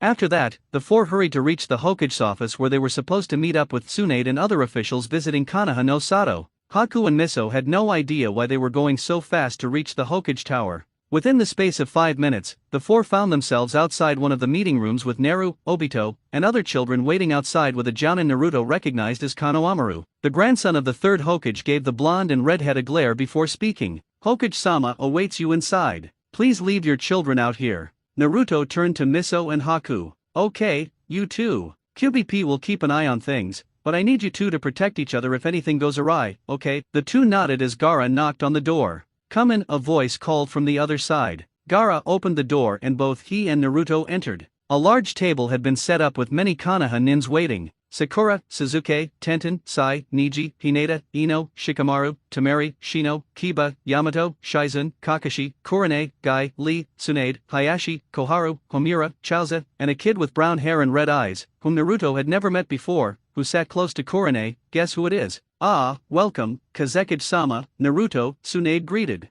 The pair sat down at the end of the table with Gaara giving his sister a look which promised a demand for explanations. Hokage Dano, may I ask, why have you summoned both me and Naruto-san here? Gaara asked. Tsunade looked towards Naruto with a glare. We are here to persuade Naruto into joining us and forgetting the challenges. Forget it, Naruto drawled. I may have been blackmailed into going along with this, but I promise you I will not stay in this village when I win. I no longer have any ties to you people, he said with a large amount of distaste in his voice. Why the hell have you brought me here in the first place? Suzuki growled and stood up. Because you are the Toad Sunin, Dobe. We need you here. Naruto scoffed. I haven't summoned a single toad since I left 10 years ago. I think there's a time limit you can go without summoning before the contract is annulled, unless you die, at least I hope. Hayashi narrowed his eyes. He may no longer be the head of the Hyuga, but he still retained a place on the council. You would leave us to die in our time of need. Why the hell are the foreigners angry anyway? Sakura shot a nervous look at Tsunade before the Hokage responded. Kusa and Oto want our land, Kumo wants revenge and the Hyuga's Byakugan, and IWA wants someone's life. Naruto rolled his eyes. Well, here's a solution. Give Kumo a Hyuga to breed as a peace seal. Send the guy IWA wants for execution and have the allies wipe Kusa and Oto off the map. Shizun shot Tsunade a nervous glance. Naruto caught this. Oh, I get it. It's someone important. Who is it? Some loser with a stick shoved up his ass. Probably Suzuki. It's not me, Dobe, Suzuki said with a glint in his eye. It's the son of the Yondaime Hokage. Naruto scowled deeply. They'll have to get in line. I want a piece of the Yondaime's blood anyway, the bastard. Eyes widened at this statement. I hate the Yondaime, and as far as I'm concerned, why should his son be any importance to me anyway? Naruto, I know what the Yondaime did was. Oh, yeah, stick a demon in an orphan's gut, then off and die, leaving the kid to get beaten and banished with 2,035 assassination attempts by the time the kid was 5, most done by villagers? Yeah, now that's what I call a hero, Naruto said sarcastically. So who's the guy they want? You, Naruto, Suzuki added smugly. The room froze, as if time itself stopped at that moment. Naruto abruptly stood up and walked out the door. Seconds later, a long scream from said blonde could be heard all the way in Suna. Loud crashes and explosions erupted from behind the door. Kakashi's sweat dropped until he, and everyone else in the room, heard a string of swear words so long, disgusting, horrible, and so physically impossible that it would make Teiwa either proud or blush like a Suzuki fangirl. That man's a father, Tamari asked as everyone else blushed at what they could hear. Naruto entered the room, his face a terrifying mask that would make even the Shinigami recoil. There is no effing way I'm related to that bastard. This is just another one of your tricks, Konoha scum, he roared. Even Kakashi cowered under his glare, and Hinata shot a scowl in his direction for insulting them and their home. Gaara, as always, remained completely unmoved. He is not my father. No way in hell am I related to that son of a bitch, Naruto raged. Tsunade stood abruptly, her face a thunderous mask.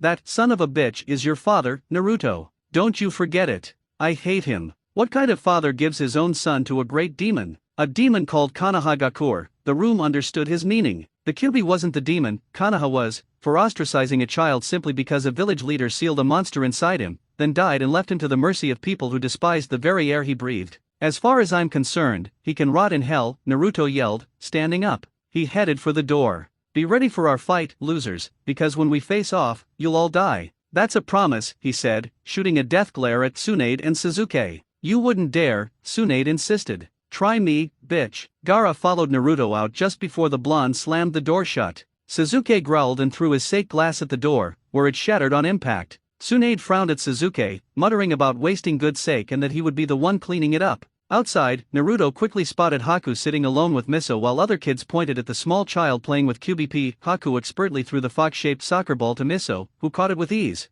As Naruto walked closer, Konohamaru, who was sharpening a kunao, met him with a hostile golden glare. Miso, Gaara called to his son. Come, we're leaving. Bring Haku with you. The redhead nodded before taking Haku's hand and leading him away, with QBP tucked safely under his arm. As Naruto turned to leave, Konohamaru spoke to his former idol. Uzumaki. I want a word with you, the brown-haired shinin stated. Naruto turned to him. I've got a word for you. 2, in fact. Piss off. Had the children not been there, Konoha would have lunged at Naruto. As Naruto turned to go, he came face to face with the 10-year-old from before. I've been meaning to ask, aren't you a bit young for a high-profile meeting like that? Naruto asked as he passed. If my cousin wants to talk to you, let him, the kid snarled. Naruto snorted and continued walking. I'm guessing you're Asuma's kid, and Korone's too, no doubt. Word of advice, stay out of my way. I don't hate you, but I don't like you either. Don't do what the adults are doing, because they'll end up dead, Naruto told the boy.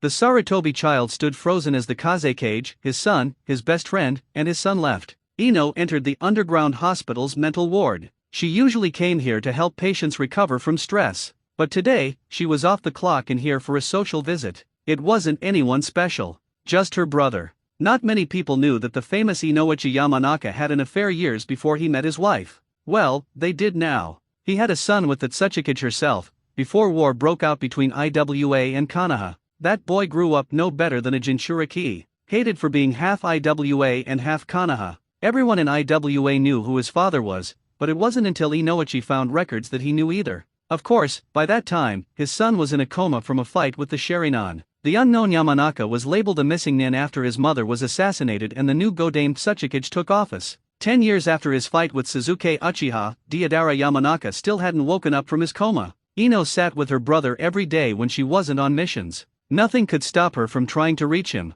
Although they hadn't officially met in the real world yet, Ino used her mind jutsu to enter her brother's mind and talk to him, even though he was his younger self. Sitting on a stool before the bed, Ino formed the classic hand sign for the Yamanaka mind jutsu. Seconds later, her body slumped as she entered his mind. As Naruto made his way through the streets, he couldn't shake the feeling he was being followed. It was a familiar feeling, and his stalker's aura was so familiar it was uncanny. Finally, as he stepped into an alleyway, he called out to his follower. "Alright, Itachi, you can come out now," he said. The wind howled, and the presence became clearer to Naruto than ever before. He knew Itachi had already materialized behind him before he turned around. "How are Ayam and the little one?" Naruto asked his one-time enemy. "Good," Itachi replied. "Haku? He's doing fine. He's got a friend in Miso now. What is it with ramen names?" Itachi asked, a sly smirk on his face. Naruto shrugged. "I'm not the only one. Miso, Haku, Naruamino, and your kid." He turned to face Itachi. "How are the Eternal Mangekyo treating you?" the blonde asked.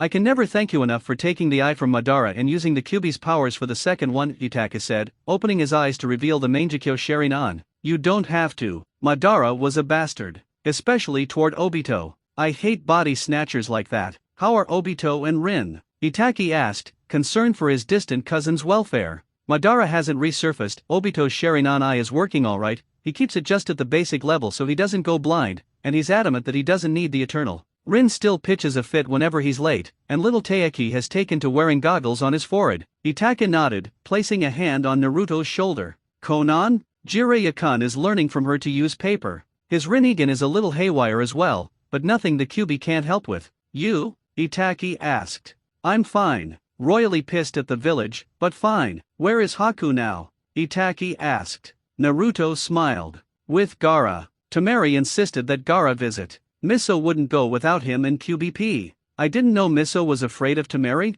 Matsuri and Gaara are afraid of Temari. Gaara just doesn't show it," Itachi noted. Naruto turned to the raven-haired man, a smile plastered across his face. "It's good to see you, my friend. Do you realize how old you sounded just then?" "Shut up. Anyway, Haku will be happy to meet Ram. You guys should come over for a visit. Introduce Ram to Miso and Haku, and help me come up with ideas to get this damn seal off," Naruto said as he pointed to the mark on his arm, lifting his sleeve beforehand. "You're the closest thing to a seal's master I know." Itachi crouched down slightly to inspect the arm. A set of trigrams, 2 sets of 5-element seals, 3 containment seals, and a high-level barrier seal on top of a negation swirl. Whoever did this was a complete idiot with seals. There's a timer on here as well, probably accidental. It's only a fluke that it's keeping your chakra sealed. They're lucky this didn't create a barrier around you or suck someone or something into your arm. Can you break it? Naruto asked urgently. "Is Ayam good in bed? Do you really expect me to answer that?" "Nope. Because if you did, I'd castrate you before I unsealed you," Itachi replied, smirking.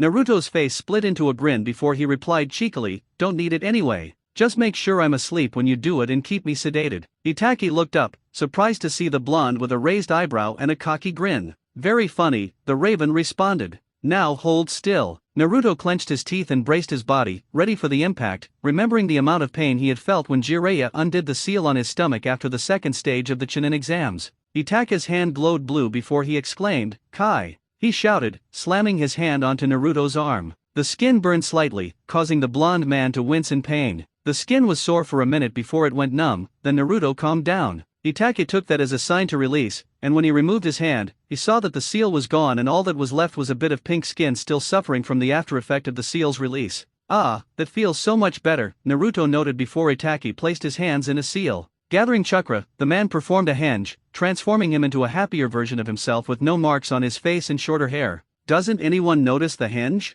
Naruto asked as the two walked out of the alleyway and into the deserted street. Itake shook his head. "Not with your method of henge. Remember the one you taught me?" "Oh yeah, the shape-shifting one. Warwick without the naked girl and with the control to whoever you change into," Naruto said, scratching his cheek. "So, to Ichiraku to see Ayam and Ram. Hey, is old man Tuka still around?" "Not anymore. Got a place in the land of waves. Huge business there. Apparently, people flock from miles on the islands just to taste the same food their hero ate when he was a young man. Is the bridge still up? Last I heard, they were going to engrave your image into it. Namikage's orders." Naruto smiled brightly as he remembered who he had heard had turned out to be the Namikage. "Inari's doing all right for himself, then?" Naruto asked about Tuka's best customer in the Namikage, the same kid Naruto had to beat over the head for being all depressed and hopeless. "He's fine. Getting married next month. So, on the way as well." Itake's face turned into a mighty smirk as they walked down the street. "Here comes the what?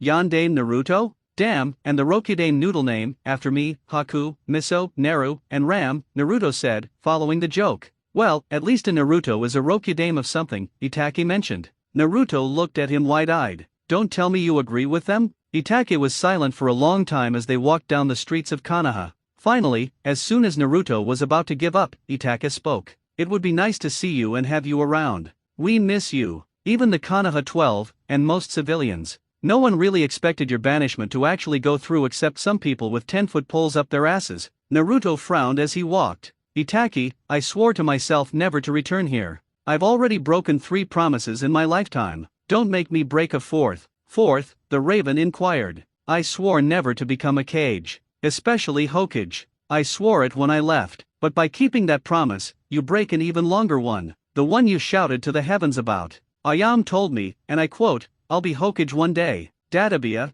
end quote. So whatever. That never was a real promise. Then why did you swear on the grave of the Sandaime you'd one day become Hokage?" Itake inquired. Naruto looked down, depressed. "Ayam told you that too, huh?" he asked. Itake nodded. "She's my wife. She tells me everything, like I tell her everything." "Something you know a lot about," Itake said. It didn't take a lot to figure out what he was talking about. He and Isuraibi never kept anything from each other. It was something they just did. Something they felt they needed to do. It was how Isuraibi knew all about Naruto and the Kyuubi. "So, Naruto, which promise means more to you?" Itake asked as they neared Ichiraku, now a large establishment, calling out to Ayam and Ram. Sakura sat in her room at HQ, looking at a picture of her and Naruto together, from back before he left with Jiraiya and after Sasuke left. Tsunade took the picture on one of those days she made an escape from the office. It was in front of Ichiraku Ramen, and Naruto had just coaxed Sakura into paying for the meal, something he never really paid her back for even though she still had the IOU somewhere among her things.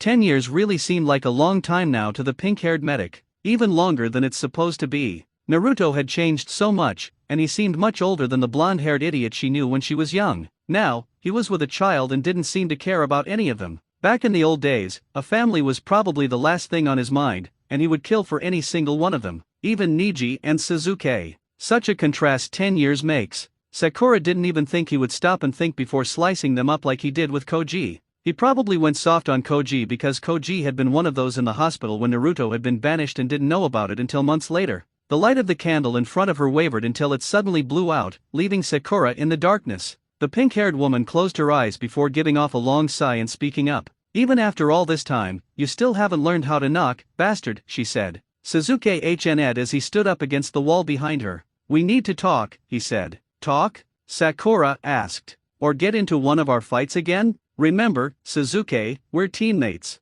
I can't hate you, I can tolerate you, but I can dislike you intensely." "Traitor." Sasuke frowned at her words. Sakura. With Naruto here, we need to. To what, Uchiha? Sakura asked, venom dripping from her voice. Suddenly, it was really hard to know who the Snake Sonin was here. Convince him to stay? Beat him so he has to stay? Blackmail? Bribe? Sasuke, I know how you feel, but think about Naruto. You're not seriously thinking of letting him go, are you? Sasuke, he's moved on. No matter what we do, no matter where we go, no matter how strong we feel, we can't let him be forced into this, and we have to move on as well. Coming from one of the girls who waited 10 years alone for him, Sakura turned around and glared in the Uchiha's direction, her eyes a living hell. I am not a girl anymore. Sure, I waited, but I'm done waiting. No matter how much I love Naruto, I can't have him. He cast us aside because of what we did, and especially what you did. That's not fair. Neither is sitting by and doing nothing while Naruto is banished.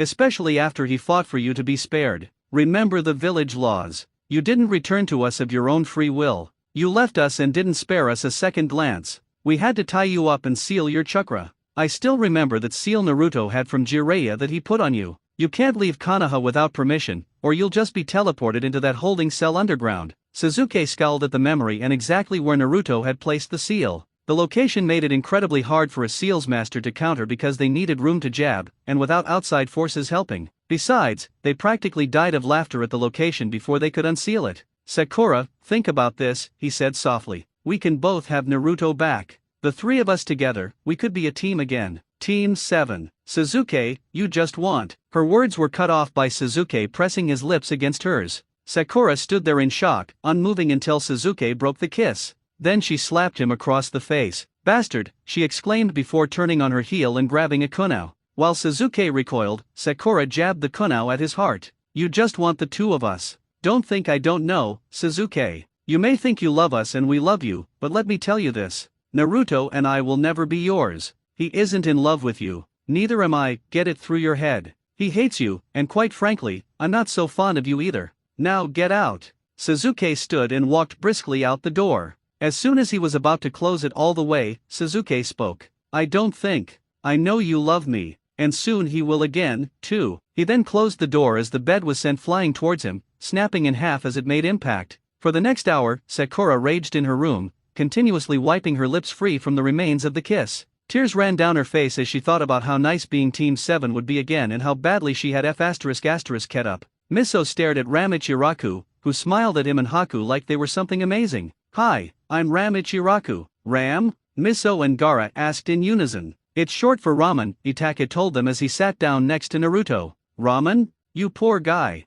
Haku exclaimed, shocked. What? Ram asked, a bit offended. Is there anything wrong with my name or something? Is that what you're saying? 'Cause if that's what you're saying, I'll send you through the 7 bells of hell. Naruto decided to interject in this conversation. Ram. Haku-chan has an inherited allergy to ramen, he said. Eyebrows on the heads of Ram and Miso rose. Haku can't eat ramen or he'll get sick. Don't worry, it'll be gone when he's around a dozen, Gaara whispered to Naruto. Is that true? He questioned. Itachi leaned in to listen as well. Yeah, by the time he's a dozen all fish will be gone from his system, so no allergy. I still won't eat it, though. Even so, Haku insisted, having a name related to ramen is weird. Before Miso and Ram could react by jumping on the kid, Gaara interjected. But Haku, you're named after ramen, and so is your father. Remember, what we call you is just a nickname, Chibanaru. Chibanaru, Ram repeated. It's short for Chibi Naruto, named after his dad, Naruto said with a smile.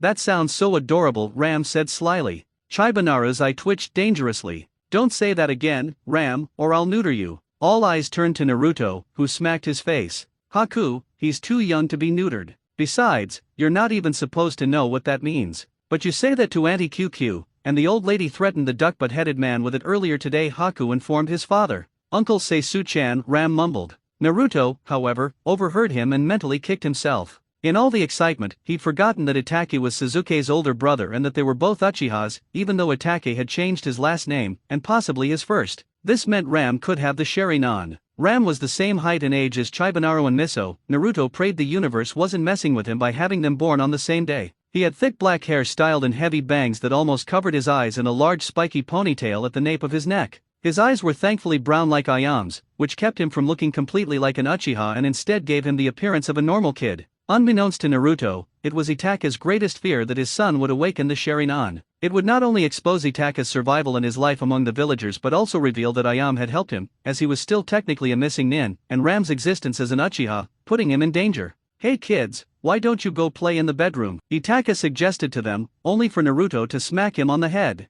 "Do you have any idea how perverted that sounded? What the hell were you thinking, you idiot, saying that?" Naruto asked as Gaara growled at the dark-haired man. "I was suggesting they play cards or catch or something." "Nothing like that, Uzumaki," Itaki roared. Haku looked between the two fuming adults but just shrugged it off, grabbing Miso's and Ram's hands. "Come on, QBP. We'll need that stuff," he called back to his floating stuffed toy. QBP floated behind him until they were in the bedroom and had closed the door. Itake leaned against the wall of the cage suite in the hotel where Gaara was staying. "I see Chiba Naru is fitting in well." Naruto glared at Itaki with an intense stare. Gaara looked between them before speaking up. "Tell me what's going on," he asked, sensing the tension building as the two men glared at each other. "Itaki is begging me to stay," Naruto told Gaara matter-of-factly. Itaka stood up abruptly before yelling his denial at the blonde and the redhead. "That's not true. I'm not begging. I just think it would be better for Haku to stay in Konoha, away from having to travel constantly." Gaara looked at Naruto.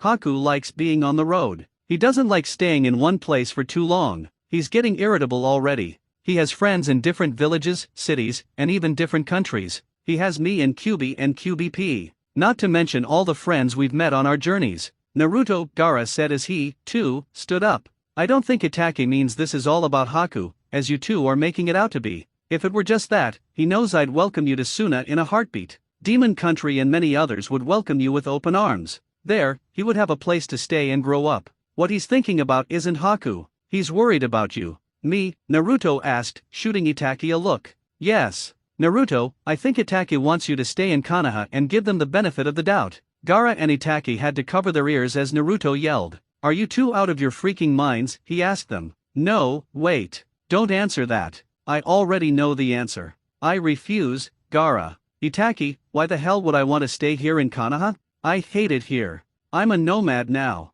If I rejoin Konoha, I wouldn't be in control anymore. And have you forgotten what these people have done to me?" "I haven't forgotten, Naruto," Itaki insisted. "Think about the people who love you. Tsunade, Kao, Sakura, Tramp, Hinata, Weakling." "Naruto, you're being harsh. I heard about what you did to Tsunade when you were being held, but I believe that if anyone, you should have spit on Sasuke," Gaara cautioned. "Sakura and Hinata love you. It took everything they had to keep Hinata and Sakura from becoming missing nin and going after you. Sai, Niji, Tenten, Koji, Shikamaru, Ino, Shino, Kiba, Lee, Kakashi, Yamato, and Tsunade all tried to leave to find you, but they were all stopped. Had I known, I would have been there in a blink of an eye for you. Most of us would have gone for you, but for different reasons, we were unable." Then explained the walk of shame I had to do outside the village. "The only time people turned around was to throw rotten tomatoes at me. None of them were the Konoha 12. Koji, Ino, Tenten, and Niji were hospitalized. Sakura was at the hospital working overtime.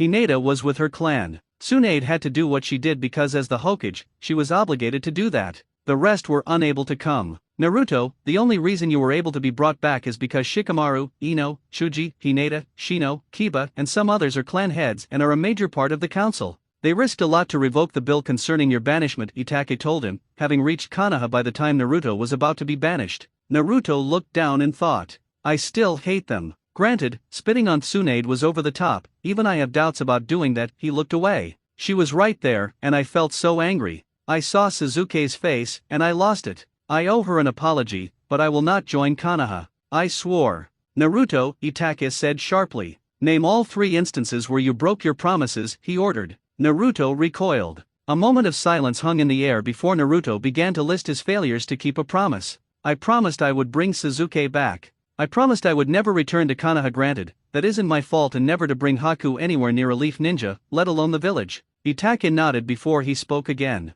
"And whether you like it or not, you're about to break another promise. Either the one to become Hokage, the one promise which you repeated to everyone and swore on the grave of the Sandaime in the name of Jiraiya, that's right, I heard about that too, or the one where you never become a Kage. Naruto, either way, a promise will be broken. Think about that. When I swore never to become a Kage, I swore never to join the Leaf again. If I do fulfill my promise to Sandaime and Jiraiya, I'll break that promise. And that makes 5 broken promises. I can't have that hanging over my head. Naruto, I remember Sakura telling me you swore to become Hokage to Isuraibe about 12 years ago. That Anko lady told me as well, Gaara said. Hokage meant the world to you. You never gave up. But look at you now. Bitter and alone, with only your son, the memory of a dead wife, and the demon that lived in your stomach for 18 years of your life. And you can't leave the leaf now. Your identity as the son of the Yellow Flash of Konoha and the Scarlet Death of Uzugakur has been established long before they sent out the search parties. A spy found the information when Tsunade revealed it.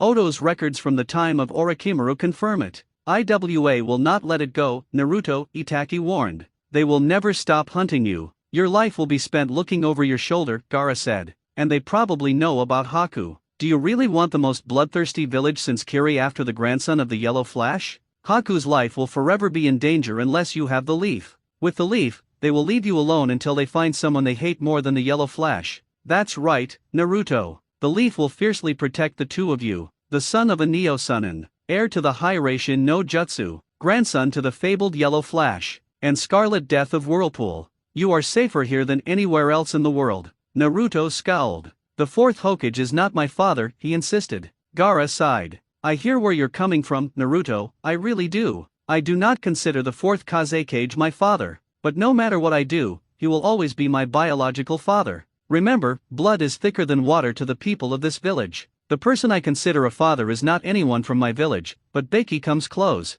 Do you want to know who it is? I'm sure you're going to tell me anyway, he stated. Gaara smiled and grasped Naruto's hand. Naruto, you are not only my best friend or my idol. You could be considered my father, as you are closer to me than anyone other than Matsuri or Miso. We understand your hatred for the fourth Hokage, Naruto, but why not manipulate the village of Konoha by pretending you care? Then, when this war is over, you can just leave with Haku. You can't lose. Can you predict how long it'll be until they win the war and how long after that until IWA lets it go? The war will just make them want more revenge, especially if I join in and we win. Gaara sighed before standing face to face with Naruto. Naruto Uzumaki. I know this is asking a lot, but I beg of you, you are the only one I can trust. Don't do this for Konoha. Do it for its allies, where there are people you do care about. Nami, Suna, Tori, Taki, Hoshi, Suki, Yuki, Oenai, and the rest, where there are people you have helped, who care about you, and who you truly care about. No matter what you say, I know that you do care about them.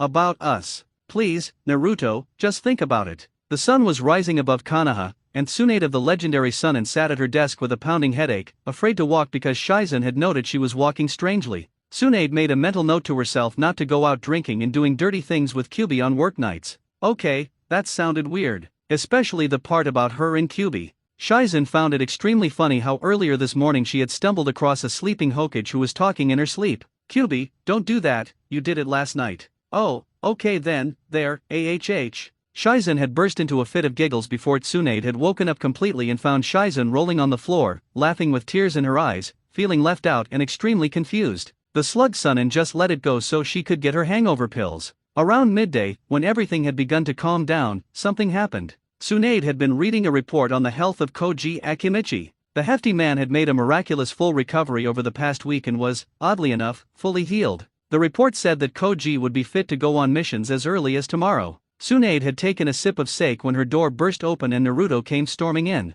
Old lady. I've got something to say to you, he exclaimed loudly as Shizen made a beeline for the door, not wanting to interrupt but knowing she could eavesdrop on the conversation through the door. As soon as she was out, Tsunade spoke up. Naruto, save it for now, Hokage. I have some things I need to tell you. Tsunade slowly nodded her head as she sat down. Naruto slammed his hands on her desk before speaking. Hokage-sama, there are 3 things I need to tell you. Number 1, I am sorry I spat on your face the other week. I was angry and possibly still am angry at Konoha. I know my anger was misguided, and when I looked at you, I saw Danzo and Suzuki's faces. I hate them, Tsunade-sama. Tsunade smiled before placing a hand over his. Naruto. I want to tell you the second thing, he said with conviction and strength backing up his words. I want the fights between me and the Konoha 12 brought forward. Now that Koji is healthy, you can bring in the fights. I want them by next week. I won't stay unless at least one of the Konoha 12 or anyone else of your choosing beats me. I want team battles as well.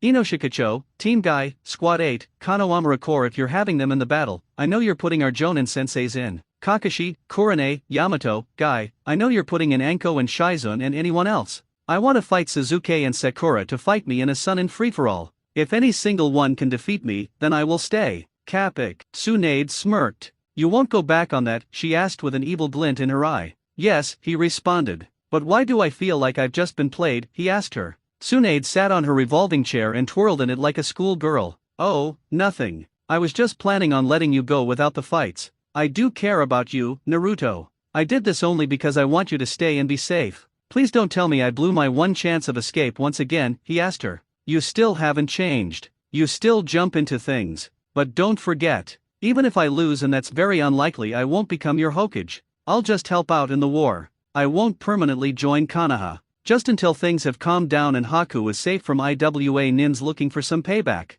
Tsunade remained quiet for quite some time. Naruto found the suspense nerve-wracking, just like you guys feel when I leave cliffhangers. Finally, the blonde woman looked up and gave the blonde man a face-splitting smile. That sounds satisfactory to me, Uzumaki-san. Naruto smiled before turning to leave. I expect the fights to commence this weekend, he said, gaining an air of authority and confidence as he walked briskly to the door of the office. They'll be ready.